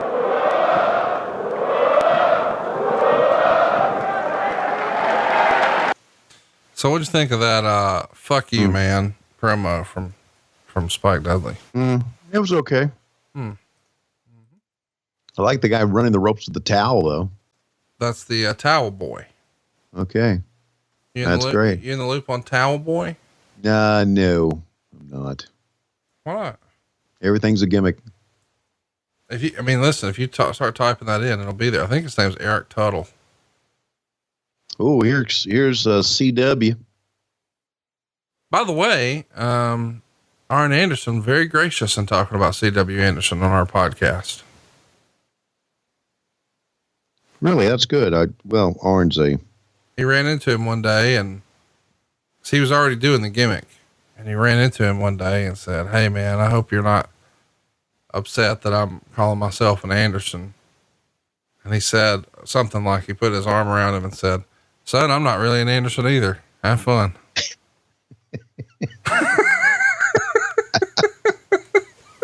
That is so Arn Anderson. God almighty. Oh, that's a great story. Got all over me. It was like, God damn, what a great line. How's that podcast going? Great, man. Having a lot of fun. Got our first Chizek this month. So Good. yeah. Is he still sucking wind? Oh yeah. He can't help himself. Okay. He tries real hard, but sometimes he gets too close and just, Well, little extra money this way. I can take all those out. motherfucker, you're stressed out trying to put together our podcast, even though I've told you stupid ass Matt Coon or lazy ass JoJo Feeney, whose cat has diarrhea, would be glad to help us. Well, I'm just afraid too much shit will fall through the cracks like they did last week. You did it last week. I know. Dad, I'm sorry. What's great is last week I had what I thought was a great line. Mm-hmm. I mean, it murders in real life every time I do it. And I've been doing that line for at least 10 years. I know. I've heard it a lot. And it crushes every time. Mm-hmm. But I let it slip on the show and immediately text you like, oh, wish I had that one back. Some people are going to look at that wrong. And I just need to pull that one back in. And you're like, no problem. I'll clip it out because I got to clip out this word that I said too. And we left. Yep. And then the show dropped and my fucking Twitter blew up with my line. And I'm like, oh no. And yeah, there starts the discourse. And it woke me up. Your call, your text, it woke me up and I immediately ran to the computer, called the fucker up, did my little magic and reloaded the motherfuckers. Went back to bed. We got to get our shit together, Tony. Mm-hmm. Oh, by the way, speaking of getting their shit together, And I've got some really exciting news for you. I love exciting news. My life, since I met you, has been nothing but exciting news, one after the other. Well, I got a few things here for you. Okay. Do they involve money? No. Okay, well, good. That's fine. Food. Kinda? Pussy. Yes. Now we're talking. Great close personal friend of the show, Whitney Wright. Okay, we're on the right line here. Okay. She's been nominated for a bunch, and I mean a bunch of awards. It does not surprise me. Like girl scene of the year and stuff like that. But how about performer of the year? Oh, congratulations for being nominated, Whitney. Dude, it's like the Academy Awards of adult stuff. Right. This is like winning the Wrestling Observer, Wrestler of the Year. Right. The press release says the rising superstar is nominated for Best Female Performer, Best Actress for her role in Sweet Sinners, What We Do for Money, and Best Girl Action Scene for Sweetheart Video's Girls of Wrestling. Wright is also an honored nominee for the Special Recognition Award for her writing and directing work this year, including Pure Taboo's Lesbian Revenge and From Afar, as well as Miss X titles, Obeying Instinct, and I don't know how to say that other one. Either way, 4 nominations, count them, 1, 2, 3, 4. And, we're proud of her, man. She's putting in good work out there. Are you going to go to the award ceremony? No, I'm not allowed. Yeah. It wouldn't be a good place to show up. In fact, anytime she does something, like when she got nominated, I was like, "Hey, Megan, check this out. Whitney got nominated for these awards." And she's like, "Who?" I was like, "Whitney, Hero sent the video in for Tony's birthday." Mm-hmm. And she's like, "Who?" I show her the picture and she's like, "Oh, fuck off." Yeah. Yeah. I get it. Well, congratulations, Whitney. Oh, and the rumor and innuendo, and this could be way off base. All right. Here's what I'm most excited to tell you. Yeah. Okay. Cause she's a huge Tony Schiavone fan. As a matter of fact, we need to get that video posted to social this week. So Silva, Hancock, if you're listening, let's get that fired up this week. Do they listen? Yeah. Okay. Sent a very sweet birthday message to you. Yes, she did. At Starcast. It was great. Anyway, the rumor and innuendo. Mm-hmm. She's single now. What? And not only that, she's a big Tony Schiavone fan. Okay. And by the way, I should admit, this is just random, I've got to make one cross country flight by the end of the year to get to diamond status on Delta this year. So I could technically jump on a plane between now and the end of the year to LA if you want to just ride out there and sit a spell and come back. Well, that's intriguing, but I got a lot of shit going on, No, I'm only suggesting we stay for a night. I'll be your DD or whatever, and you can cut loose. I'll take you to Dan Tanis, get you a little Italian food. We could go. Well, if I'm going to go out to California, I'm going to go out and see my friends out there, like Matt and Nick and Excalibur. Well, you see them every week. Why wouldn't you see Brandon. Ron Funches? Congratulate him on his engagement. Great close personal friend of the show. Got a great girlfriend that Yes, Megan and I met got her. to know, and we could go out there and take them to dinner and see some comedy and just see what sort of shenanigans you could get into. We could make a date of it, if you know what I'm saying.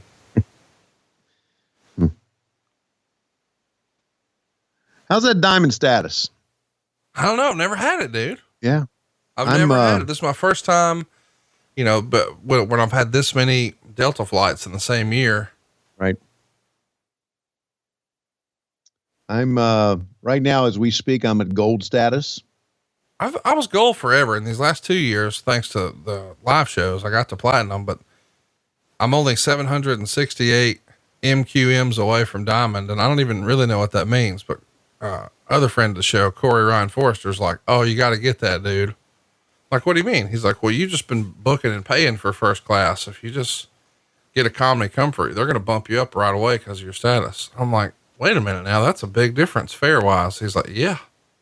So I started running the numbers and I'm like, oh shit, this could be like a tens of thousands of dollars swing here. I got to make this happen.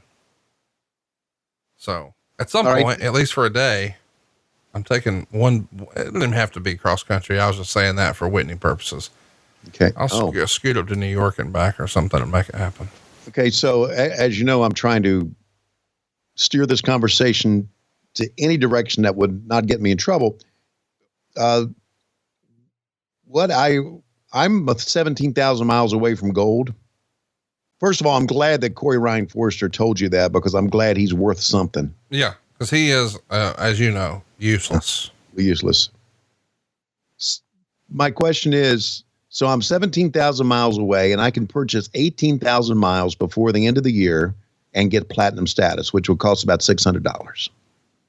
Is it worth spending that money to go from gold to platinum, or am I just wasting money? No, I think it's worth it.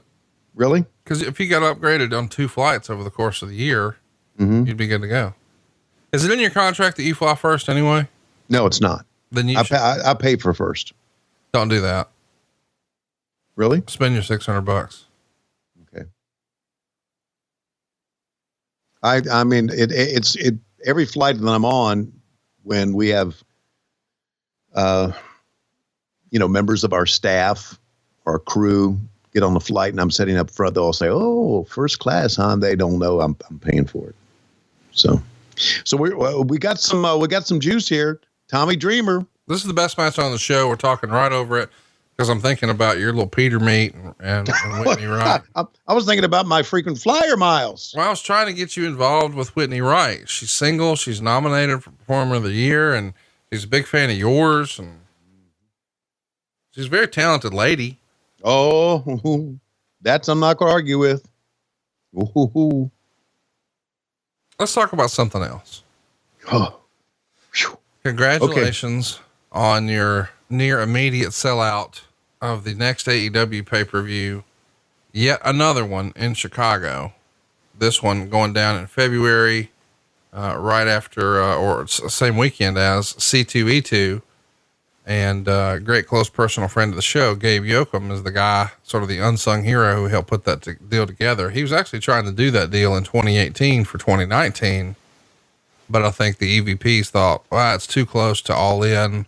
Just did Chicago. Don't need to go right back to Chicago. But a year later, it made sense. And I know it's, of all the live shows you and I have done, you enjoyed the one at C2E2 the most. Yes, I did. Because, as you know, I'm a big mark for comic books and superheroes. And I went to C2E2 last year. Eric Bischoff and I signed autographs next to the Young Bucks, and this was before I even knew the Young Bucks and knew Dana. And I walked around C2E2, and all the money that I made, I spent. Got to meet some of the cartoonists, famous cartoonists of Batman. Loved it. So and this is going to be the first show by AEW within the city limits of Chicago, and I can't wait to be there. Yeah, it's a cool arena, Wintrust Arena. It's a very cool building where C2E2 is, McCormick Place, and stay tuned. There will be a live show there, most likely 2 live shows, one of which will be Tony Schiavone and Jim Ross, and I'm trying to put that together to where we'll be able to do the show the night before the pay-per-view, like after you guys' production meeting. Come make everybody laugh, stay up late with us, and then get in the mode for the next day. And the next day I'm trying to work out a little matinee show, with, another one of my co-hosts. So very cool. Should be a full wrestling weekend, lots of meet and greets and lots of fun live shows. And it'll be a fun time. Every time I've been to Chicago for wrestling, I've been working. So it'll be cool to go and not have to. Right. So is Gabe go get us a table on the floor? Did you not hear everything I just said? Yeah. Well, I heard that yes. Okay, good. Gabe, you the man, buddy. You the man. And I'm so look at Tommy's bleeding his ass off here. Hey, did I tell you about the attempted robbery? Have we talked about this at all? No. Yeah. Bunch Was of there- fucking was dudes, there- bunch of was there- fucking dudes in masks, dude. Where? Here at the Conradison. Are you serious? Yeah. Are you being serious now? Why would I make that up? Well, I don't know. Why do you make up a lot of this shit on the air? Go ahead. What have I made up? Just some things about me wanting to go to LA and see what. But anyway, No, I didn't what's say you made that up. No. I was offering to go with you. Look at this Okay. guy. Is this the towel boy? Yes. Okay. Eric Tuttle. Eric Tuttle. I have relatives that are named Tuttle. Tommy. Way to give it to him, Tommy. Tornado DDT. Yes, sir. 1, 2. Oh, and he kicked out. There you go. All right. So please tell me about this robbery because I hate to say this, but I'm going to say it. But go ahead. Tell me about it first of all. No. Go ahead. What do you hate to say? If they came into your house with mask on, I hope somebody killed them. Well, that escalated quickly. Mm-hmm.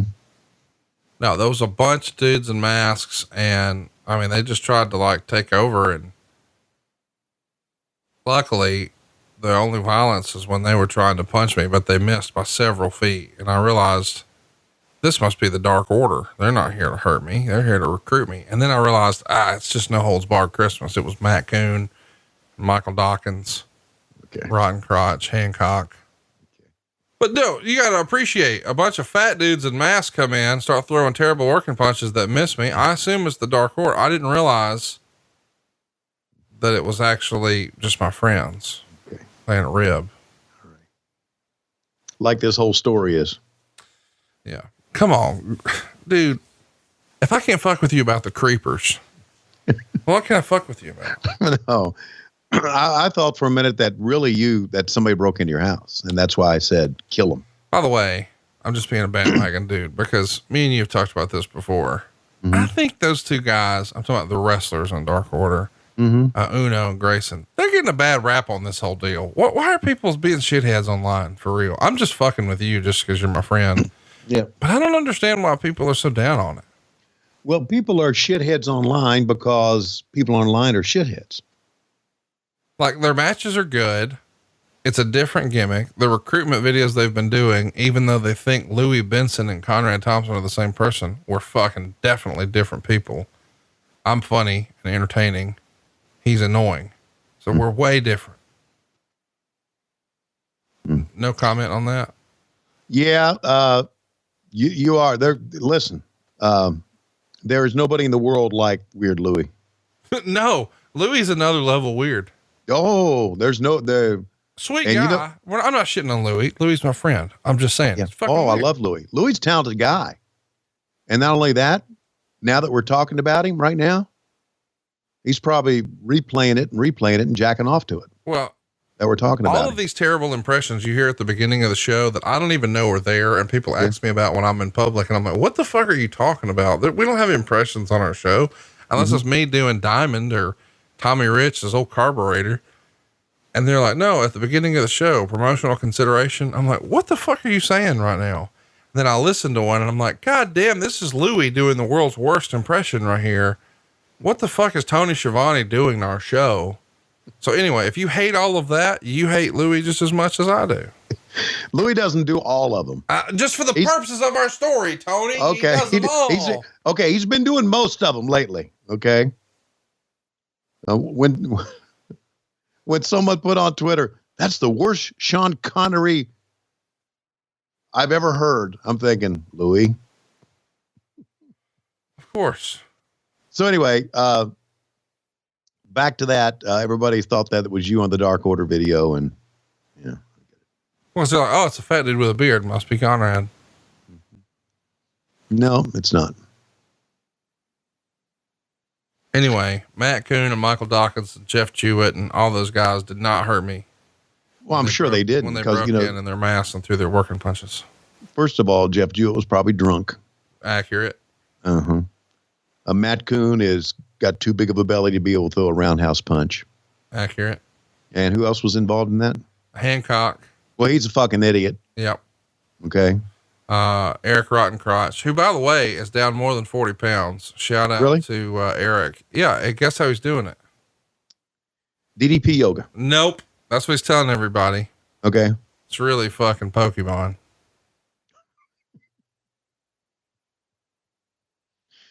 This is of that group you just talked about, Rottencrotch is probably the coolest one of them.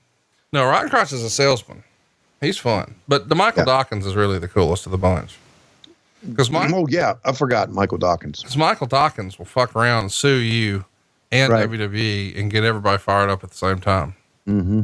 Even though, see, that's the thing. People think that I've got like massive heat with WWE. No. My attorney does. And I feel a little bad because I have low key put on so many of the boys on Michael Dawkins now. And now WWE is on a fucking trademark spree. Like if we say something funny on this show 4 times, WWE is going to try to fucking trademark it. It would not surprise me if they own Butch Reed facts by the time this shit airs. Cause that's where they are now with Dawkins. They're like, oh, this motherfucker Googled this. We got to get it before he does. Boy, that is a legal team in a major corporation that doesn't have fuck all to do is what that is. Oh, you mean Michael Dawkins' company? No, the WWE. Why do you hate WWE so much? Because they fired Eric Bischoff. Eric don't even hate him that much. Yeah. Well, he probably does. He's just not saying it like I am. By the way, when that happened, I was so fucking pissed. God, I was pissed. Probably pissed more than he was. I think he was shocked. Well, he shouldn't have. There's Arn Anderson. Well, he shouldn't have been. Look at this. They got one of the legs of the table up. Yeah, they're gonna try to stick it up his ass. Jesus Christ. All right, somebody's got to get pinned here. Nope. Yep. Yeah, that was it. I mean, they've done up banging with tables and shit and outside. Somebody's finally got to take it. By the way, that match only got 2 3/4 stars, the same as Danny Doring and Roadkill over the FBI. I'm going to say nay. I like CW, and this CW Anderson Tommy Dreamer match stands out to me above all else on this show. Well, you got 2 guys who can work and 2 guys who characters you're probably invested in, like we talked about earlier. Dreamer and CW Anderson. Can I tell you about what an asshole my dad is? I don't know if I want to get caught in this conversation, but go ahead. So my mom got my dad for his birthday a new wedding ring. Now let's process that. My parents have been married 40 fucking years. And my dad has worn the same ring every day of his life for 40 fucking years. Mm-hmm. And mom got him a new one because it had some bling on it, had some diamonds or some shit on it. There you go. And I'm like, what are you doing? Like, first of all, dudes don't wear diamonds. Are you a rapper? Are you Tony Schiavone? Oh, okay. Don't do that. Well, fast forward and his finger starts to swell up. I guess it was too tight or something. So his finger swelled up so bad, he had to go to the jeweler and they had to cut the fucking thing off.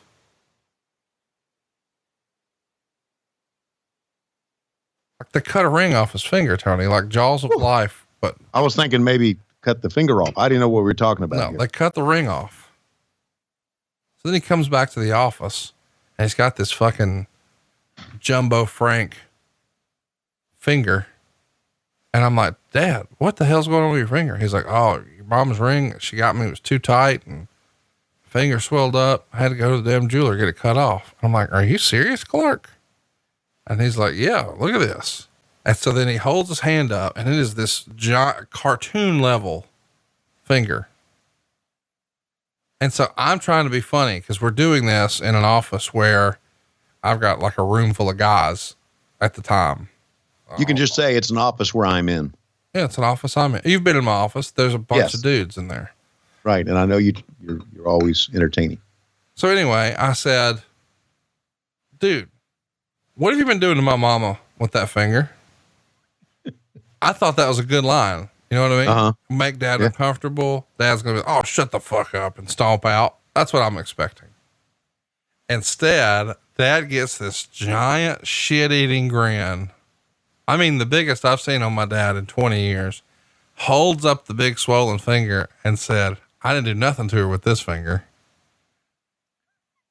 And the entire office was like that gif where all those black dudes are running around going, oh, cause I'm like, I can't come back from that. Dad has just checkmated me right now. I was trying to goat him into being uncomfortable and he just fucking dunked on my ass and broke the backboard in the process. So there you go. Tremendous. The unfortunate part of that story is that the term, what are you doing to my mama with that finger, is probably going to be trademarked by the WWE.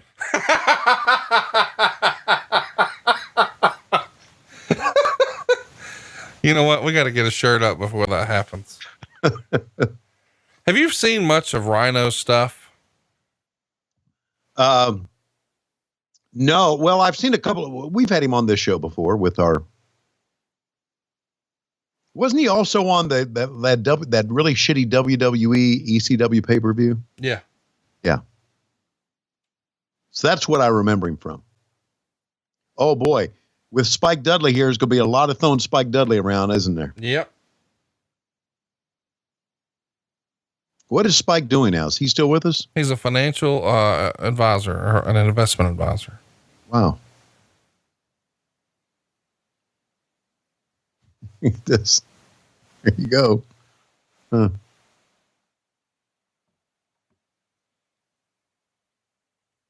I feel like if Cassio were a wrestler, he would try to be Rhino. Really? Yeah. He would be a very fat Rhino. Speaking of Cassio being fat, did you see his pictures online from No Holds Barred Christmas where he wore the Santa suit? No. Apparently Walmart sold jumpsuits this year that were like red velvet with like white trim, and on the back there was like a sequin Santa Claus. So he wore that with some red and white Jordans to one of our outings, and it was quite the look. Can I tell you about my online experience as it stands right now? Sure. When I go to a computer, mm-hmm. I check my email and I edit the show, mm-hmm. and I will scan a few things. I'll do some, I'll write dark, or I'll do my expenses. And that's fucking it. I don't Google shit. I don't know what's going on out there at all. Well, let me have you open up Google. Why the big exhale? I don't know. Am I going to go to a site that I don't like? It's called google.com, motherfucker. Okay, go ahead. I'm here. Google.com. All right. Next to the little query box, A query box. click okay. on it and type in Butch Reed, and then it's going to give you some suggestions. Butch Reed. Just read me what your suggestions say. Is Butch Reed American professional wrestler? Butch Reed Netflix founder? Butch Reed Doom? Butch Reed Florida? Butch Reed Ron Simmons? Butch Reed now?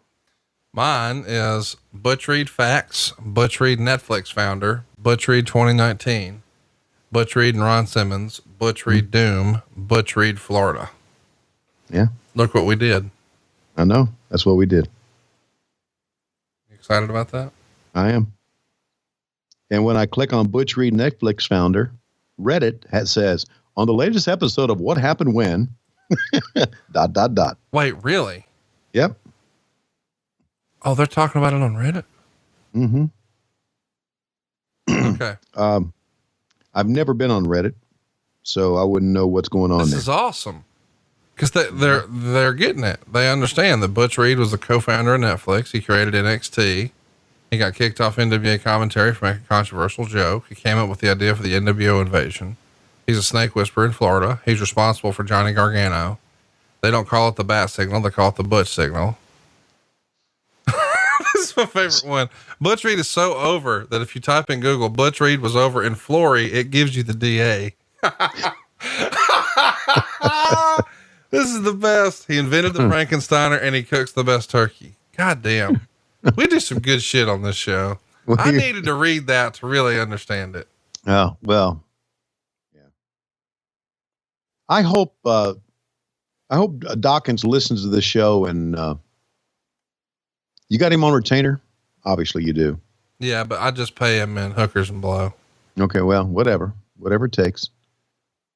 I hope all the stuff that we have on this show that he quickly beats the WWE to the punch. Did you see that his dumbass took his kids to Vegas for Christmas? That does not surprise me because how does that even happen? I've been to a casino with Mike Dawkins. Yeah. He's in his element at a casino. You know what, with drinking and gambling? Oh, he's in his element. He taught me some things about a few table games. He knows what he's doing. So doesn't surprise me that Dad, who obviously has millions of dollars, of dollars. Goddamn, he's billed me. I mean, I could have bought a new Escalade this year with what I spent with his mess. Exactly. And poor Cody. Cody's probably got a goddamn refi right now. He's trademarked so much shit with Dawkins. Boy, Dawkins getting to know you was a bonus for his life, wasn't it? God, I mean, seriously, I better have some stocking stuffers. And can I say this about Mike Dawkins? Yeah. He's making so much money and he's so famous. What the fuck is this Toledo, Ohio shit? Well, do you know that how much house you can get in Toledo, Ohio? Would it fucking matter? It's in Toledo, Ohio. No, I get that, but that way, he can keep his family normal. Oh my God, look at Spike Dudley climbing the rafters here. Well, his weight, it's not going to hurt. Neither him nor his opponent. I wonder if girls ever said that about you when they saw your dong. They're like, that weight, that's not going to hurt. That's exactly right, girls. That's exactly right. I'm not going to hurt you. Little known fact. Butch Reed, I already said that, was the investor for ECW. You got to wonder what kind of falling out he had with Paulie, where the check stopped clearing here. Right. Because I know if Butch Reed had his way, everybody would have gotten paid. Oh, for sure. Everybody knows. Right. I don't even know that. You may not even know this, but Butch Reed created the Chamber of Commerce and the Better Business Bureau. Right. That like the BBB was actually originally the BRB. And when Be Right Back started to get over, he just changed it because it was originally the Butch Reed Bureau. But then, when the internet gained some popularity, people started to type shorthand and they would say BRB, like, Be Right Back. But that's not what he knew it as. He knew it as the Butch Reed Bureau.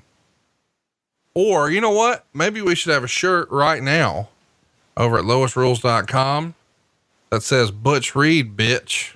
That's the real BRB. Maybe we could do that as part of our gimmick here on the show. Whenever Mike Jones is on the show, we always scream a word. Whenever we say Mike Jones, somebody else says, what? Who? Jesus.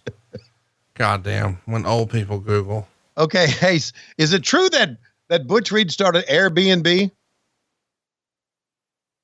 What does that stand for? You don't know what Airbnb is? Well, I just didn't know if you had a new definition of the B&B. Okay. Oh yeah. Butch and Butch. Butch and Butch. Oh, Butch and breakfast. Butch and breakfast. That's what girls were getting all over Florida in the 80s. He'd hit them with that Butch in the evening, hit them with that breakfast in the morning, and send them on their way. Yep. That checks out. I just Googled it. Butch Reed created Airbnb.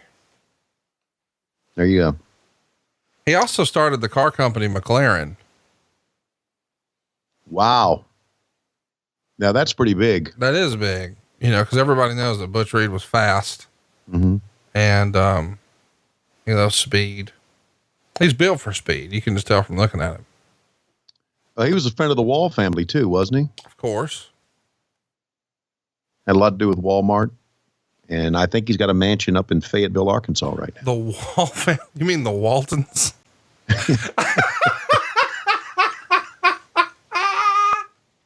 The Wall family. Oh my God. I don't know. I'm not on the internet. That's a great shirt. I don't know. I'm not on the internet. My God.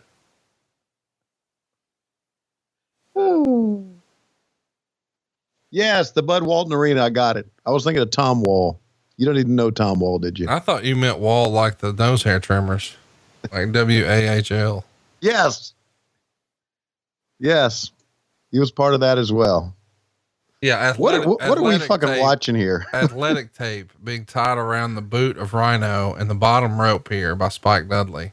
Okay. I don't know that this is going to work. If he's some monster, this athletic tape's not going to hold him. That's what I was thinking too. What is athletic tape going to do? Get Gapper's tape and double and triple it. That'll do it. Gapper's tape will do anything. Attacking the leg. He broke free right away, but now he's going to keep the leg there and pretend. The minute he moved, it was free. You know, whenever we think about ECW, it always comes up, man, look at him just manhandling him here. It always comes up the financial struggles and that some of the guys weren't getting paid. Oh man, he's really cranking that thing in. Yeah, man. Fans hate this. They don't want you they don't want you to wrestle on the mat. That's it. Choked him out, son. That match gets 2 3/4 stars. By the way, there's about to be some more shit go down. Did he just puke? He puked. Did you see that? He covered it up with his hand, but he puked. There's a thing. See, I think Spike threw up. I see it on. Yeah, they even said on commentary, I think Spike threw up. He did. And he wearing him out with chairs, dude. Knowing that he puked, he covered it up with his hands so nobody will see it, but I guess somebody's got to clear it out eventually. Towel boy, Eric Tuttle. There it is. Look at that. Ugh. He's probably puked because he had a concussion. That's probably right. Check it out. We're not done. Time for another table spot. Good God. The kid has puked. He's had a concussion. He's been nailed with a chair. He might really be out here. He's not, Tony. He's not? No. You ready for this? Comes the referee. Oh. Well, they put Rhino over like a monster. Up next here in the show, Francine's going to give Corino a blowjob. Oh my God. I can't wait. That's real. This is the recap from the Observer. They're clearly teasing a Corino Jack Victory program for down the line, with Corino joking that the reason Victory bleaches his hair is because it's all gray. Francine came in to give Corino a blowjob, but he apparently had just gotten one, so he asked her to service Victory, but it was a setup as Credible King Corino and Francine bit Victory. Can you believe that this is a real segment? Bit Victory? Yeah, BIT. You mean like she's really going to go like down on him in this segment here? We're going to see his penis go into her mouth and she's going to nibble on it. For the business. Well, I can't wait. No, of course not. I love it. And by the way, Merry Christmas, everybody. Oh my God. Look at these table spots, dude. Yeah. Spike Dudley took quite a fucking beating here. I mean, nobody did as much as Spike Dudley. Yeah.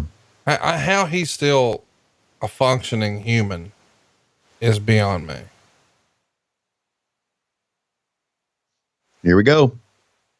I'm gonna play the audio here. All right. Tell you how pumped up I am, man. I can tell, man. I can tell. Who is it? Gotta be the press, man. It's gotta be the press. Steve, where's your belt? Better, baby. I never leave home without it right here, huh? You know what? I just wanted to come over here because I thought you might need a little warm up before the pay-per-view. Well, I would, but I just kind of, took care of myself. But, What? yeah, Hey, what about me? What about me? High spot? But it's perfect. Hey, go get yourself over. You have the belt sometimes. You hold it. I hold the belt. Get yourself over. Don't stop until you're done. God, I'm such a worthy champion. You know what? I got an hour. I'm getting myself over too. Jacko! Go away, Stevie! No! Come on, let me in. Oh, God!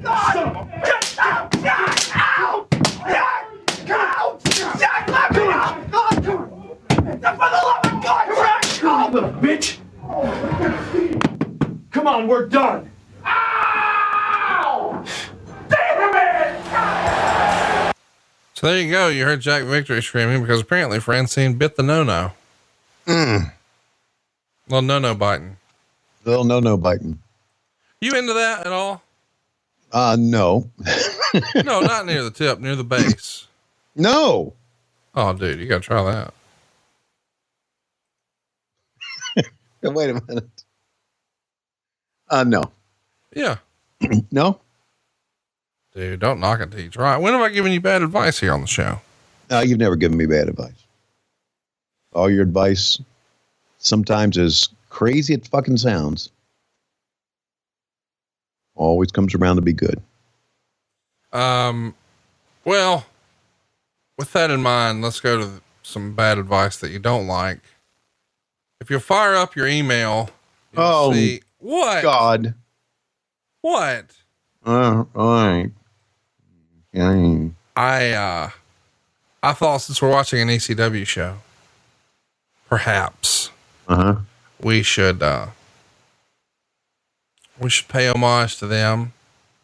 So this week we're going to be doing ODB's Got Your Money. Just by request, one of our listeners said, "Hey, what about this song?" And I thought, you know what? We do have an ECW show coming up. Could do that here on the show. So Tony, if you've got your lyrics over there, I do. I'll bump that instrumental. We'll drop that funky beat and you can do a little ODB Got Your Money. You ready? Wait a minute. ODB Got Your Money. Yeah.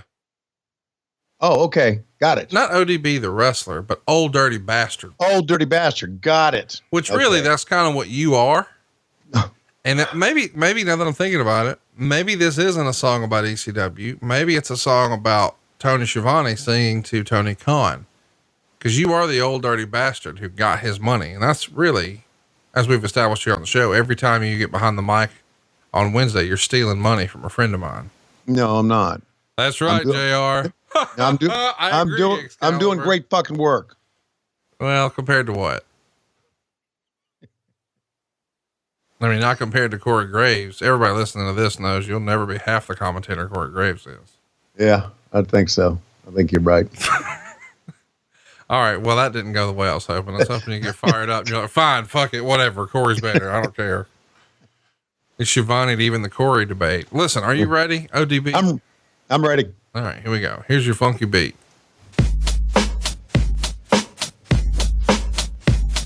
Oh, baby. I dedicate this to all the pretty girls. It's on all the pretty girls in the world. And the ugly girls too, cause to me, you're pretty anyways, baby.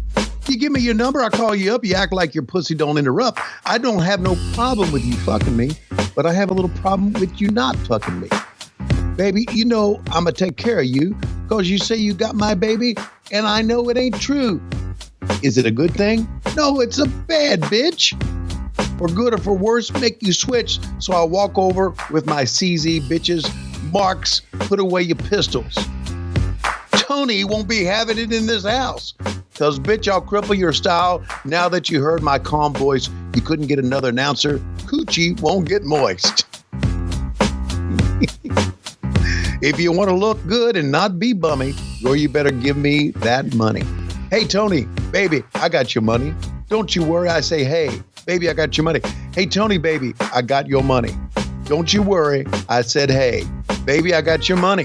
Yo, so I glanced at the girls. Girls glanced at me. I whispered in the ear. You want to look pretty, though, in my video, old Tony on the hat, and I'll let you all know. Just dance. You caught up in the Harley race trance. If you stop, I'm going to put the killer ants in your pants. I'm the NAS, as you can see. Every eye, don't you be watching me. I don't want no problems if I put you down in the ground where you cannot be found. I'm just Schiavone trying to make some bunny. So give me my streaks, and give me my honey. Radio, yes, all day, every day. Recognize I'm a fool, and you love me. None of you better look at me funny. You know my name. Now give me my money. Hey, Tony, baby, I got your money. Don't you worry. I said, hey, baby, I got your money. Hey, Tony, baby, I got your money. Don't you worry. I said, hey, baby, I got your money. Sing it, girls. Sing it, girls. Just shake it right now. If Tony wants his money, I think y'all should give him his money. That's how I like girls. Sexy, sexy, sexy. Sexy, sexy, sexy. Sexy, sexy, sexy. Sexy, sexy, sexy. Yo, yo. Mark's playing in the club like this all night. Bitches, put your ass out and let me hold it tight. You're looking at my wrist, saying it's so nice. The price, bitch, is cubic zirconia, shiny disco light. You better help me solve this problem, or I'm going to get this money and rob them. Lucky dig when I won the lotto. Ran up on my car for carrying kilos. And you can call me Tony, and then lift up your skirt. And if you want some of this Tony, God made Tony, and Tony bust your ass. Stop annoying me, yeah. I play music loud. It takes the bastard dirty old Tony to move the crowd. They say he had dick in his mouth. Ric Flair told me back in the house. Give me my... What's... Ric Flair told me back in the house, but give me my money. Hey, Tony, baby, I got your money. Don't you worry. I say, hey, baby, I got your money. Hey, Tony, baby, I got your money. Don't you worry. I said, hey, baby, I got your money. Where you at? That's kind of like the closest lyrics to me that we've had. Well, everybody knows you're all about that paper. That kind of says it all. Doesn't it? In the original version, it's God made dirt and dirt bust your ass. You know, the old God made dirt, so dirt don't hurt. Right. His version is God made dirt, but dirt bust your ass. Got it. But in yours, God made Tony and Tony bust your ass. So there you go. And in the ring right now, we've got Mikey Whipwreck and Yoshihiro Tajiri taking on Super Crazy and Kid Cash. Meltzer would say, not sure what the logic was in advertising a mystery partner when the guy was just a company regular, and on paper announcing him would have made people think it would be a better match anyway. Going to be some interesting spots here in this one. You know, Super Crazy and Tajiri had well established themselves as really star performers and standouts in ECW, going back at least a year and a half, maybe even 2 years at this point. Of course, Mikey Whipwreck and ECW original. He's been you could tell the way the fans are reacting that these are stars. ECW, stars, originals, right? And Kid Cash is the new guy, but man, people are really, really high on him. People think Kid Cash is going to be a big deal. By the way, still to come, our main event, Steve Corino, Justin Credible, and Jerry Lynn. That should be a fun match. Plenty of time too. This one is going to get 9 minutes. No, I'm sorry. 18 minutes and 24 seconds here. Yikes. You know, our main event's going to get 22 minutes. So plenty of time for these two matches here. Well, listen, Tony, I appreciate you being a good sport this year. We created Old Dirty Bastard, Tony Reed's rap this year. We sure did. And believe it or not, that's our last one this year.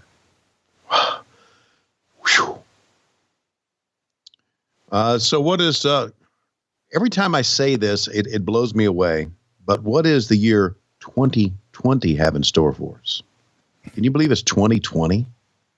That's like some futuristic fucking outer space number. 2020 is.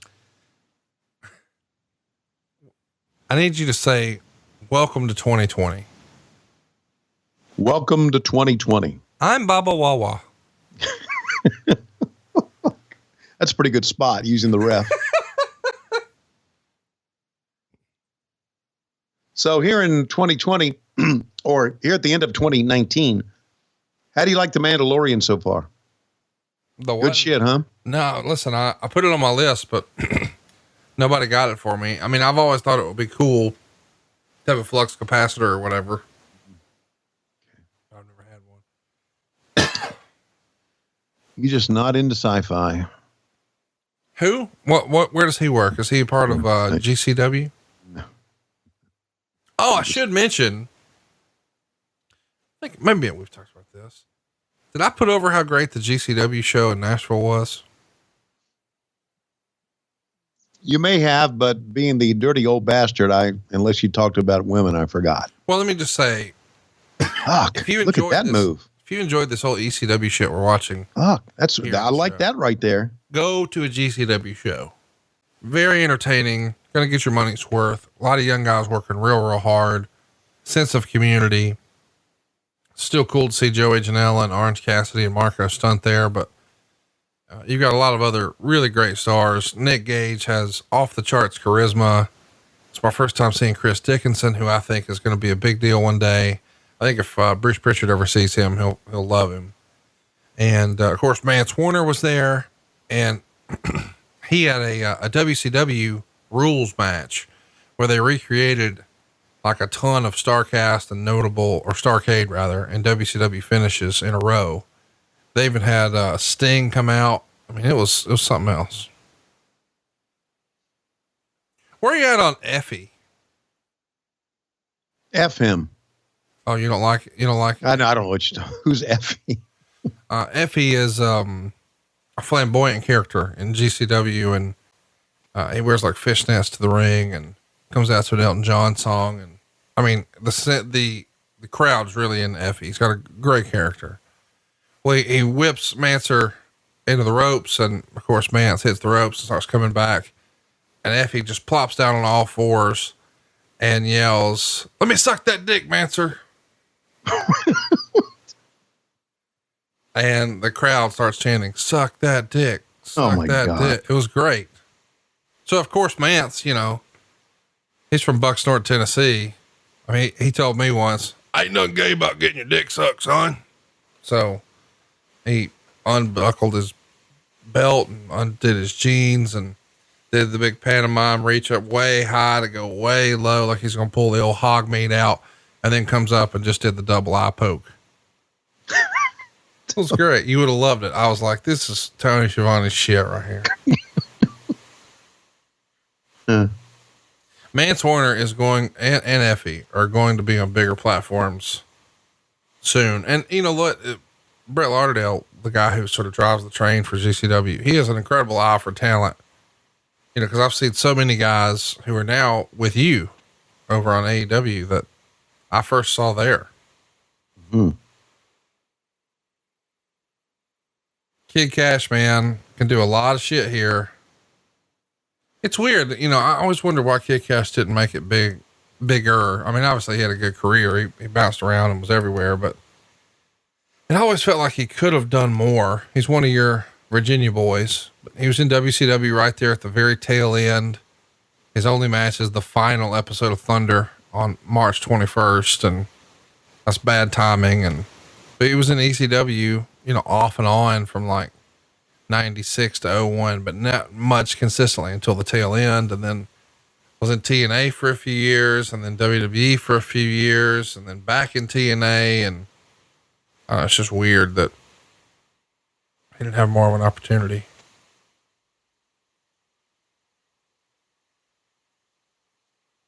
What we got here, man?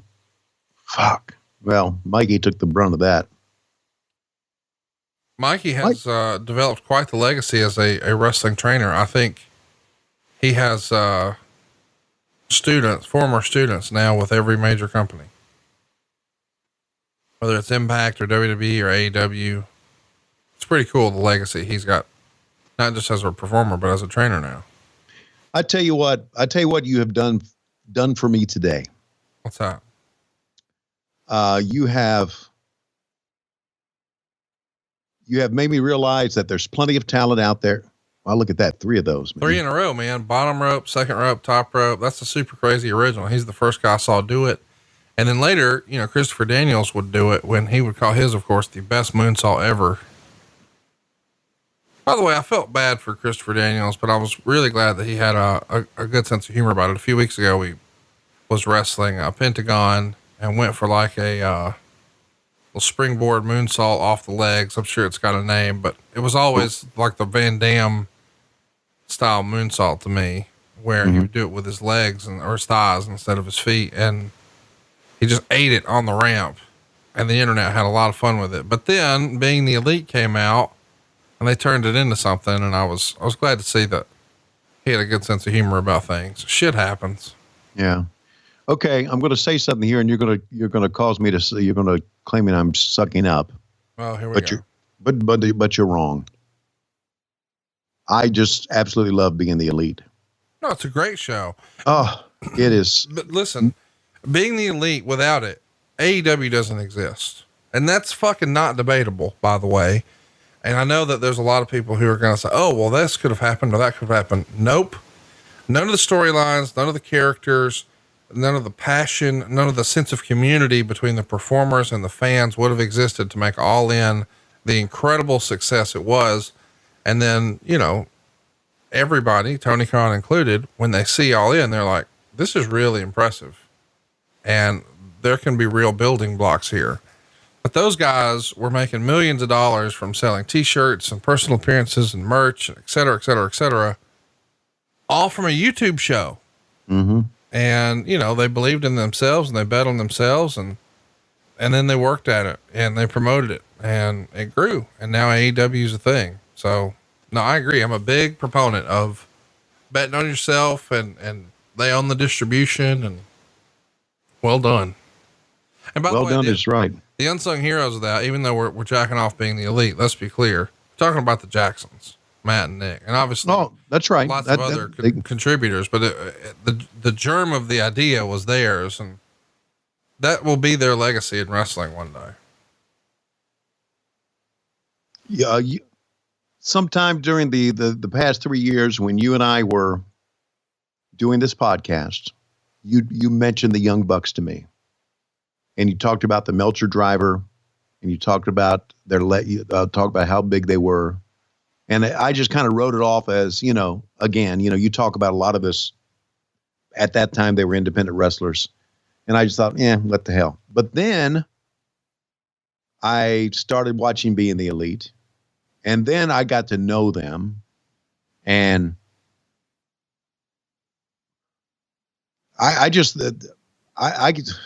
they're just absolutely sensational. And they're sensational not only because of Being the Elite, what they can do in the ring, but they are just really great guys, and the business is better for them. You know, here's the deal. You know, and I know, we're not going to get too far in the weeds here, but the presentation of good guys and bad guys in real life compared to on screen are two totally different things. You know, I've had that conversation a lot with guys who work in the business. Like, hey, if people only knew who the real bad guys in wrestling were, because there are some absolute shitheads in professional wrestling, and you would not know that if you were not within the inner workings a little bit. And I'm not saying I'm in the business, but I'm saying I've been close enough to the inside to know, oh, okay, on TV, this guy's a great guy, but in real life, he's a fucking piece of shit. Right. The Young Bucks are exactly what you expect them to be. I don't think I have ever heard anyone say anything to disparage a Young Buck. No one's ever disagreed. Maybe they have disagreed, but no one's ever had a bad thing to say about the Jacksons. Look at this right here, dude. Well, look, what are they doing? Kid Cash. Oh my God. What a commitment Mikey Whipwreck has to the business. Off the top rope, Frankensteiner to the floor through a table. And it's at this point, it's probably old hat for ECW, but what a bump that was in 2019, much less 2000. I'm glad he took it flat on his back, though. I can tell you that. I was thinking when they first started, he'll go head first on that. And But it was a bump, pretty spectacular. No, but back to the Young Bucks. Everybody loves them. Nobody has a bad thing to say about them. Like I am as a shoot, I am such a mark for them. I really am. I mean, here's the deal. I'll be honest. I heard about them a lot before I saw a lot about them. And, you know, and all you would hear is critics say, oh, well, they throw too many super kicks and it's 1,000 super kicks and blah, blah, blah. And so I went into it with like a predisposed idea of what it was going to be. And then I watched it and I was like, the fans are going fucking bananas. Who's shitting on this? Old fuddy-duddies, sticks in the mud, who time has passed them by. And, you know, you and I have some friends who are not Young Buck fans and say, oh, I don't get it and blah, blah, blah. But magically, if they work somewhere else, boy, they'd get it and be huge fans. Yeah. Well, here's the fact. If you go to an AEW show, who gets the biggest pops? The Young Bucks, Cody,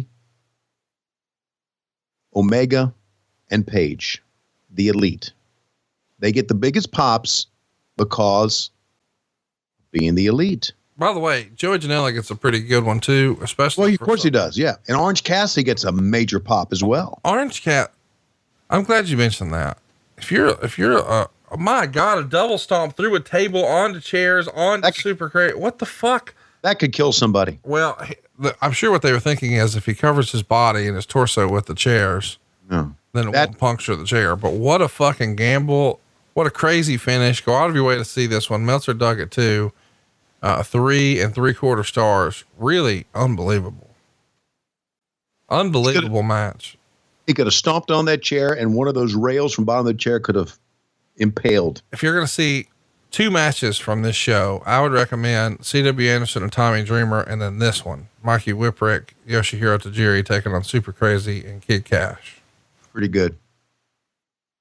Okay, we were talking about Orange Cassidy before that great bump. Anyway, go out of your way to watch the Best Friends tag team match with Orange Cassidy a couple weeks ago on Dark. When they finally make a hot tag to Orange Cassidy, the place goes fucking bananas. Yeah. And I understand, you know, we've got some hardcore traditional wrestling fans listening to this who grew up on Jim Crockett Promotions and they're like, I would never, I get it. But just go out of your way to have an open mind and watch the way the crowd reacts when he tags in, and then tell me there's not something there. And here's the other thing that I think a lot of people have misunderstood about Orange Cassidy, and I get it. But when people see him do the little baby kicks on the shins, which is the way he starts a lot of his matches, where, you know, we're going to go face to face, toe to toe, so to speak. And then he'll just start baby kicking at your shins. Left one, right one, left one, right one, left one, right one, whatever. He's taunting the guy. Mm-hmm. He's not trying to fool you into thinking that he's really kicking the shit out of him. The guy's not selling it because he's not kicking him and he's not trying to convince you he's kicking him.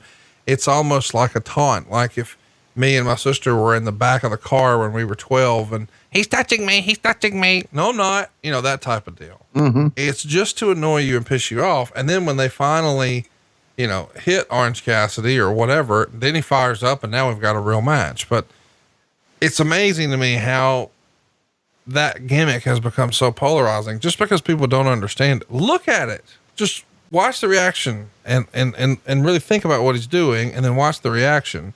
And the old timers who hate it, they should love it the most. These motherfuckers have their motto has always been less is more. God damn it. He ain't doing nothing and he's getting huge reactions. You should love it. And then if you see him perform, you get it because the kid can perform too in the ring. Oh, absolutely. And that's the thing. He was a traditional wrestler for years and years and years. Go out of your way. Go watch some of his old stuff. Dude can go. Great wrestler. Great mind for the business. Loves the business. And I have a lot of time for him. Good guy in the backstage. And you know, you talked about this, about some guys being assholes and dickheads, somebody's being good guys. There's been an effort, and rightfully done, in AEW that everybody that's hired is a good guy. Yeah, they're hiring a lot of, as Cody would say, good eggs. Yeah, and that's important. That's important because it makes coming to work on Wednesdays fun. And when coming to work on Wednesdays is fun in the backstage area, that translates to what you see on camera. And back in the old WCW days, especially in like 99, 2000, it wasn't fun. And therefore you saw what you saw wasn't fun as well. It was a chore.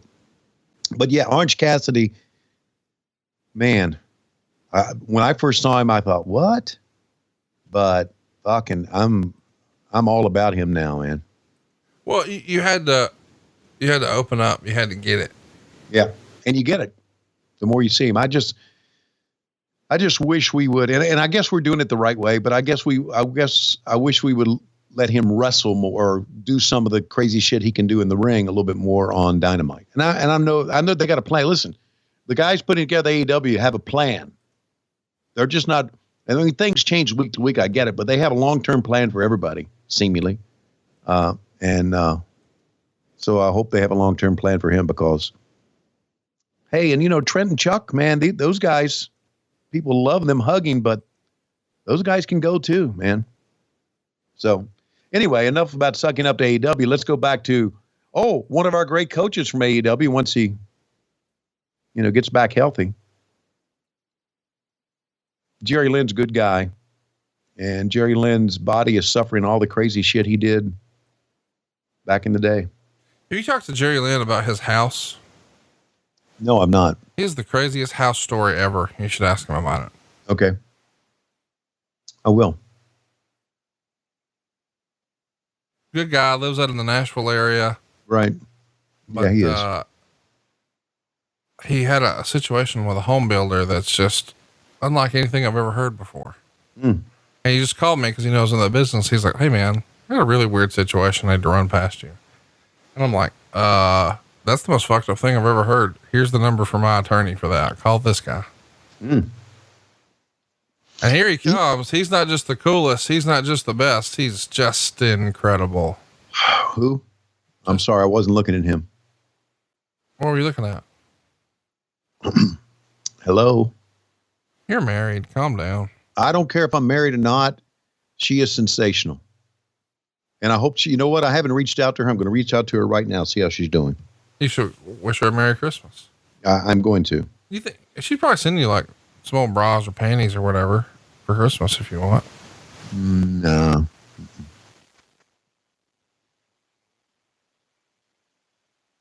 God, she's just all wonderful. It's weird to me that I slobber so much when she comes out. That you fawn over wrestling ballets from 20 years ago. Yeah, I guess maybe. What were we talking about? I'm sorry. I don't know. Okay. I'm distracted too. I'm in the vortex. Hey, so, I know you didn't see these pictures of Cassio in this, Santa Claus jumpsuit. I'm not looking at Cassio if I got to, if I don't have to. I'll look at Judy. Got any pictures of her? I'm not saying I'm going to send you a picture. I described his outfit to you. Okay, go ahead. I'm sorry. And then I posted a picture of him on social and I said, name this rapper, wrong names only. And Cassio came up with the best one for himself. And it was? Big Fupa. What? Big Fupa. Dick Fupa? Big, B-I-G. Because here's the thing. In rap, everybody's a big or a lil.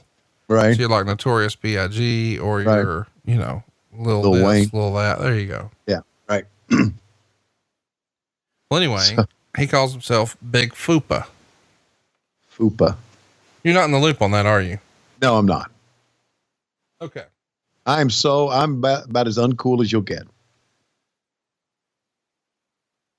So here it is. Go ahead. Sometimes, if a girl is not like, Francine, we would classify her here in 2000 as slender. Was that a fair word to use? Mm-hmm. Slim, maybe.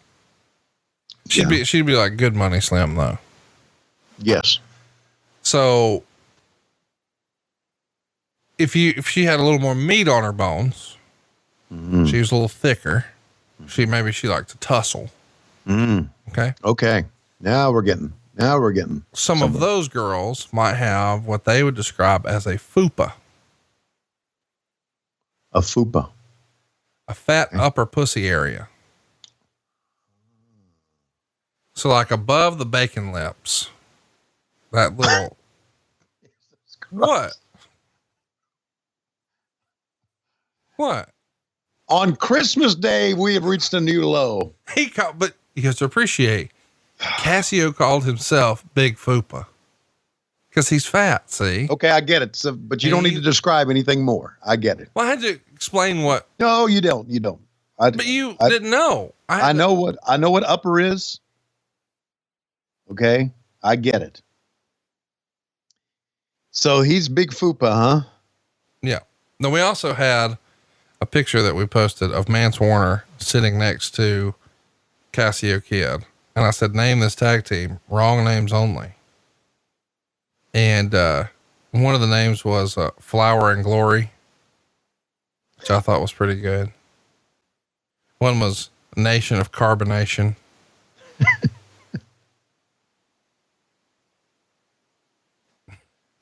Jesus. This one you'd like, the Canned Ham Connection. The Do Not Revival.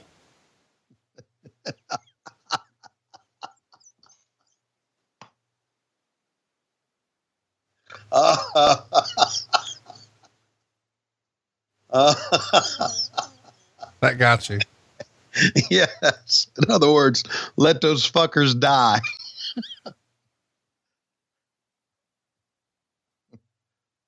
I liked Kool-Aid and Sling Blade.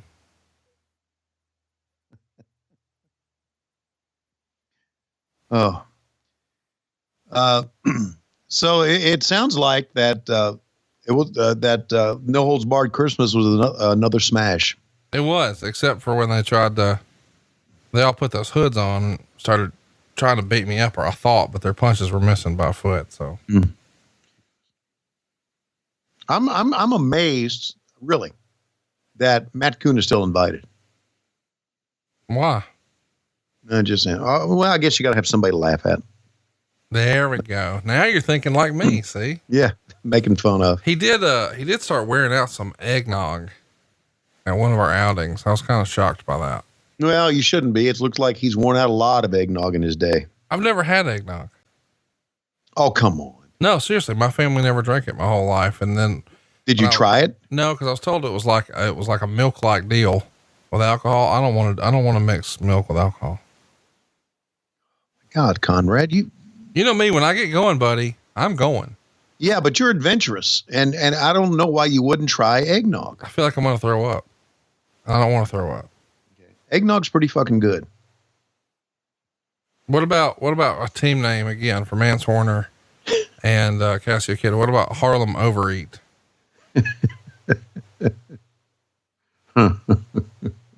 I like Do Not Revival. That's the best one. What about the Four Horsemen? Well, I'm glad Mance showed up. That was that. I knew he was showing up, and that's a lot of fun. We had Dave Hancock at one of our outings seated next to Corey Ryan Forster, and they're both bald dudes. Wait a minute, Corey Ryan Forster was there? Yeah. Whew, glad I missed it, but go ahead. Well, anyway, I said when they sat by each other that they look like a before and after photo.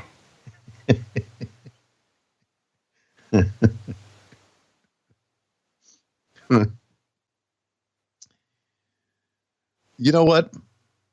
What? One thing I've learned in the now heading to our fourth season, no one in this world, no one that I've come across, and I would venture to say that no one that anybody has come across can bust balls like you. It is like a whole new level. And the thing about it is you top yourself every time I talk to you. It's like, whoa, that's great. And I've got to be careful about what I take from you and use at home because I could get a divorce.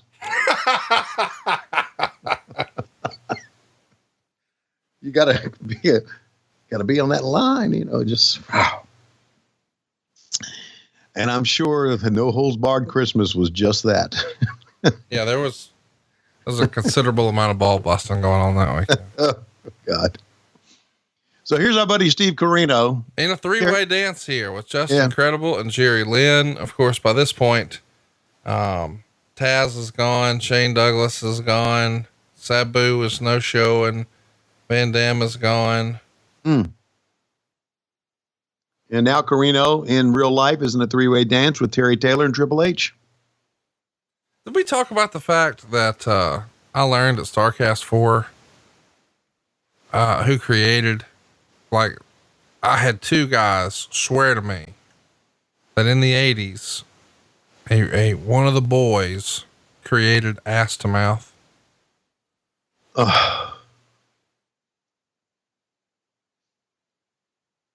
Hell of a match going on here. Fuck. They both said it was Terry Taylor. That Terry Taylor was the inventor of ass to mouth. That doesn't surprise me. That doesn't surprise me. Did you see Credible?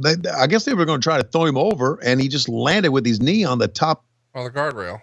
On the guardrail. Yep. Did you know that Butch Reed founded Atlas Security? You see Ronnie right there. He's still there. Same mullet and everything. Oh yeah. Ronnie's still around, man. Those guys. I feel like Ronnie owns a lot of coolers. Oh gosh. Ronnie, Shane, there's a couple others. I'll miss their names, but you know, they're always around. The three staples are, Sam, Shane, and Ronnie. Okay. They're at every AEW show. Right. And you see Ronnie, he was the guy who opened the limo for you and Cody. He's usually the guy who does the private party. Yeah, the private party. What are those? The stanchions for private party. Right, right. Oh, hey, you want to hear a fun Dave Silva story? Sure. Everybody thinks Dave Silva's like this great guy. And you've probably been fooled into thinking that too, that Dave Silva's like a really good guy. Right. Dave Silva's not a good guy. It's not. Huh. This past week, we're down at our favorite watering hole, which I think I've taken you to before. And he says, that fucking bump. Yeah, my parents are pretty upset. And I'm like, what are you talking about? And he's like, well, this will be the first year that we've done Christmas without them and the grandkids. You know, normally they come over first thing and we have some, breakfast tacos and watch the kids open presents, and then they go take a nap, and then we do Christmas lunch together. And it's always just been what we've done every single year of their lives, and gotten everybody together and all that. And this year it's not going to happen. And I'm like, why not? I thought they were coming. He's like, they can't afford it. And I said, oh, dude, I'll take care of it. I'll fly them in. No big deal. What airport are they going to fly out of Harlingen? And he's like, yeah. So I pull up Google Flights, and I'm like, dude, I can get them here for $600. I'll take care of that right now. Just shoot me their names. And then he just looks at me, sticks his lips out, goes, nah. And I'm like, what? And he's like, nah, I mean, I just need one Christmas, just nah. I'm like, wait a minute. You're just saying that kids are upset because they won't be with their grandparents on Christmas, and your parents are upset because they won't be with their grandkids on Christmas. And I just offered to fix it. Something you brought up. I didn't bring this up. You brought it up that there was a problem and people were upset, and I offered to fix it. And you just shut it down and said, nah. And he's like, yeah, I just, I hadn't been gone that long. It's not that big a deal. It's just one Christmas. And I'm like, all right, listen, all right, whatever. But hypothetically, God forbid, what if something were to happen to one of your parents and they missed their chance to have one last Christmas with their grandkids? Right. And immediately all of my buddies at the bar just start piling on. Mm-hmm. And I'm like, I just can't believe that you would rob that experience from them. And then just started playing Last Christmas from George Michael. because they could have had one last Christmas with those grandkids. And old double eight Dave Silva not letting it happen. It'd be like, last Christmas, I offered a fight for your parents to come from Mexico, but you said no, you fat motherfucker. Now they're never gonna see their kids again. Wow, isn't it terrible? That's horrible. That's absolutely horrible. I don't get it with Dave. And a brand new house, new neighborhood, get to see everything. He just, I don't know what's wrong with him. You know what? Let's call him. Let's just get to the bottom of this. Okay.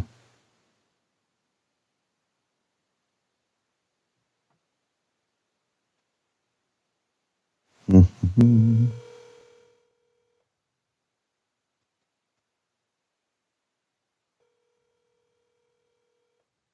He's Schiavoneing Christmas. He's got to pick up. He always picks up from you.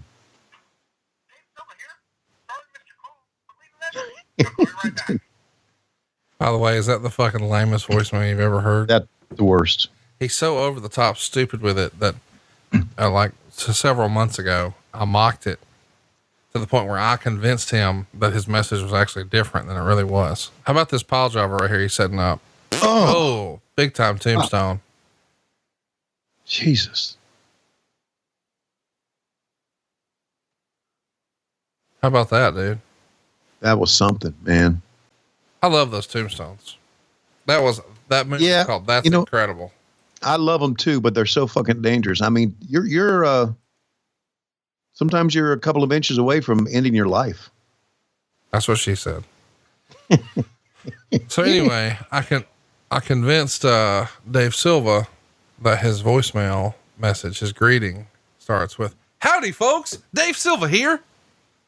Now, howdy folks, I added in. Everything else is exactly as you heard, to that exact cadence. But howdy folks, I just freestyled, and he took great issue with it. He's like, I would never say that. So maybe we need like a cartoon caricature of Dave Silva with one that just says howdy folks above it. Howdy folks. I'm going to try on my end to call him. See if you can hear this.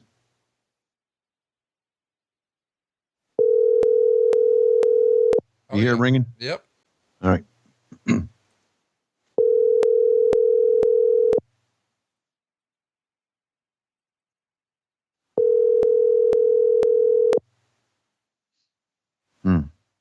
Boy, he's having a Schiavone Christmas. What the fuck's going on here, dude? Dave Silva here. Sorry I missed your call, but leave a message and I'll call you right back. At the tone, please record your message. When you have finished recording, you may hang up or press 1 for more options. Fuck you. Yeah, there was my message. Had a chance to be on What Happened When. What happened when Dave didn't pick up? What are they doing to Francine here? Are you still with me? Yeah, I'm watching. She's holding her jaw.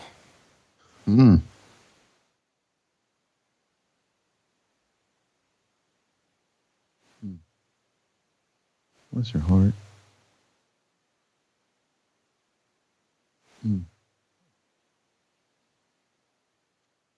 Leave that poor girl alone, guys. They're showing a lot of her here. Yeah, they are. I mean, you like that. Yeah, I do. But I'm surprised they're staying on her so long, really. I guess maybe the guys are like, that's probably Charlie with the camera looking around for something to shoot here. There we go. Whew. Meanwhile, back to the action.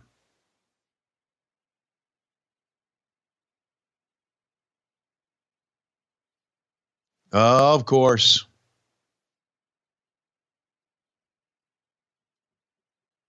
Let me ask you something. Yes, sir. How do you stand on TLC? It as a pay-per-view or a tables, ladders, and chairs match? As a pay-per-view. No, You should not have a pay-per-view. The gimmick a gimmick match should happen when the storyline dictates that it should, not because we just needed a July show or we needed a September show or whatever. Exactly. Thank you very much for saying that. And if you have so many of those, they mean nothing. Yeah. Because at this point, people still talk about the first TLCs, but nobody's like, oh, at TLC 2014, that doesn't happen. It's just another show at that point. And realistically, from a WWE standpoint, the shows that people make like appointment television and remember really are 3: WrestleMania, Royal Rumble, and SummerSlam. Royal Rumble, they remember for other matches, sure, but mostly the actual Rumble gimmick match. But SummerSlam feels like a big show. And WrestleMania, of course, is the granddaddy of them all. Yeah. Well, you said earlier, less is more. Mm-hmm. I think they ought to scale back. It's not like they're hurting for money. No. Now that they got the network, basically most people, I would think, I don't know the numbers or I don't know the research, but I would think that most people who watch the pay-per-views already own the network anyway. And so I don't see why they don't cut it back and make them even more special. But just like the NCAA, everybody's a whore.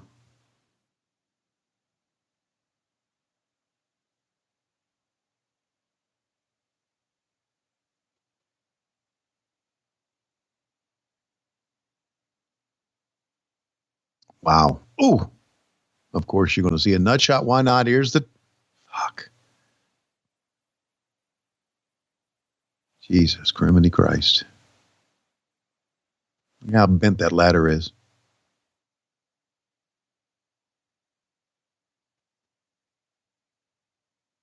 Justin could do some good things, couldn't he? I mean, I know he's had some personal problems moving forward, but he was a pretty good hand. He was a great performer. Yes, he was. He has had some addiction struggles and it's been painful to see, but I think he's doing good now. I think he's, on a good run right now. As a matter I just recently, actually it was yesterday, I was going through all my old pictures and I pulled up a picture of me and George the Animal Steel and me and Justin Credible. We all were at Bud Carson's in Allentown years ago, an autograph signing. It's the first time I got to meet Justin. Good guy.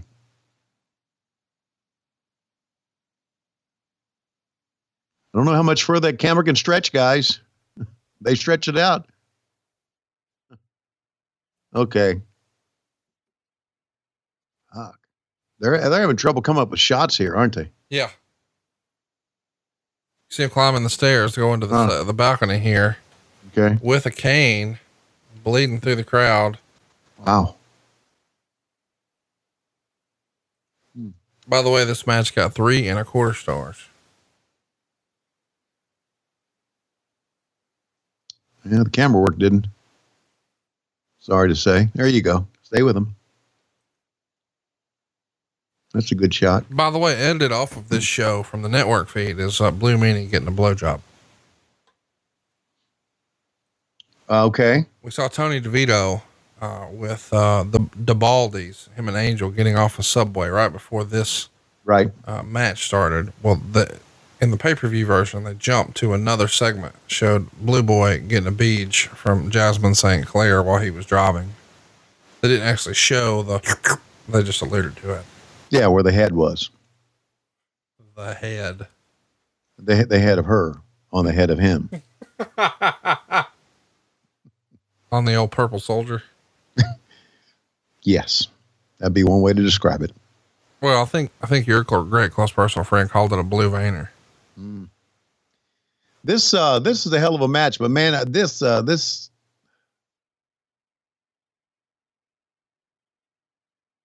lack of shooting, I guess it makes it look real, doesn't it? But with a guy with a flag on his head and the sign, and I mean, now we're seeing another cameraman. This is really fucked. And I'm not blaming the cameraman. They're doing as best they can, right? Absolutely.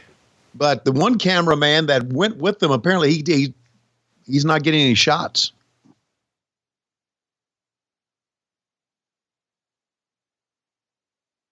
There, he's back again. Guy smoking a cigarette. Wow.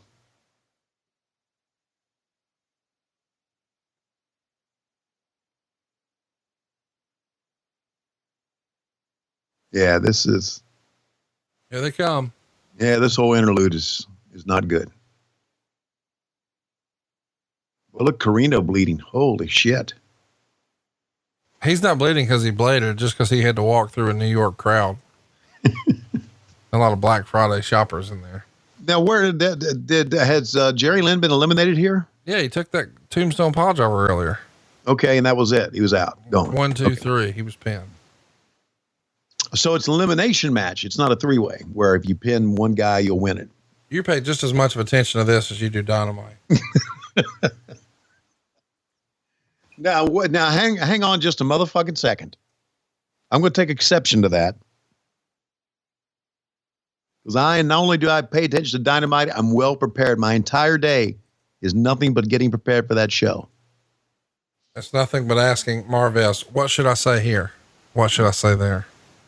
I do some flirting at times. Of course. In the makeup chair. Yeah. Hey, are you really an alien? Oh, can you probe me? Do you mind if I say something about another podcast I'm going to be working on? I mean, I expected it. I'm ready for it. No, it's AEW's podcast, which is going to drop in January.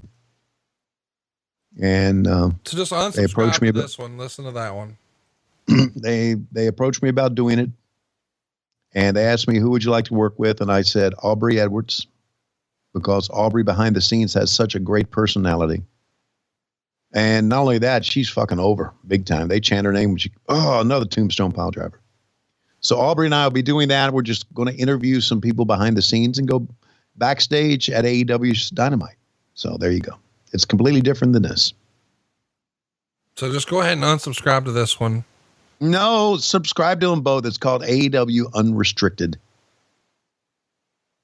Just listen to that one. It's fine. No, it's not. No, it's not. No, I'm sure she's better at this than I am. It's fine. No one's better than this than you are, but she's very, very good.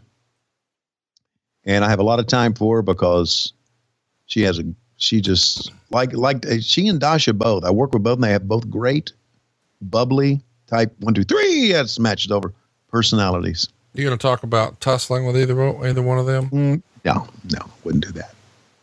What about Blumpkins? Y'all going to get into a big Blumpkin discussion?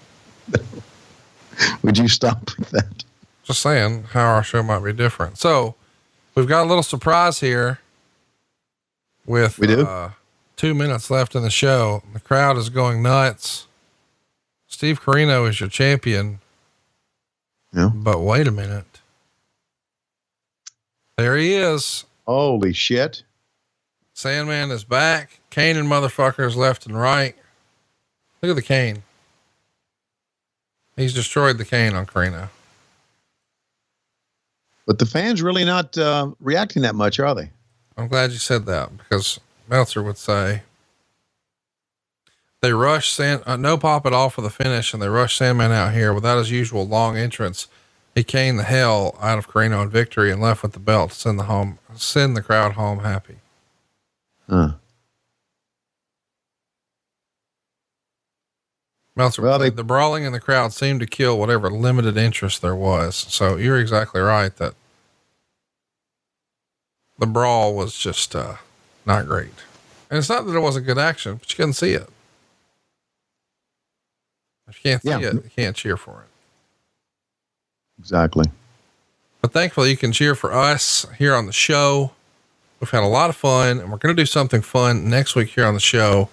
I can't believe we're finally getting to do this, but you and I are going to sit down and we're going to watch the episode of Monday Night Raw where Mick Foley becomes the champion, where famously on the other show on Nitro, you drop the old, he wrestled here as Cactus Jack, and he's going to be their world champion. Huh. That'll put a lot of butts in the seats, and history was made. So we'll sit down and watch that episode of Raw with Tony next week. Don't you dare miss it. Also, it's worth mentioning, Jim Ross will be watching the episode of Nitro that was head to head that night. Of course, that's the famous finger poke of doom. A lot of stuff going on that same week in wrestling, and we'll have the voice of Raw watch Nitro and the voice of Nitro watch Raw. And we'll see if Aubrey Edwards can compete with that type of fucking ingenious podcasting. That's going to be an interesting week. Come on, that was funny.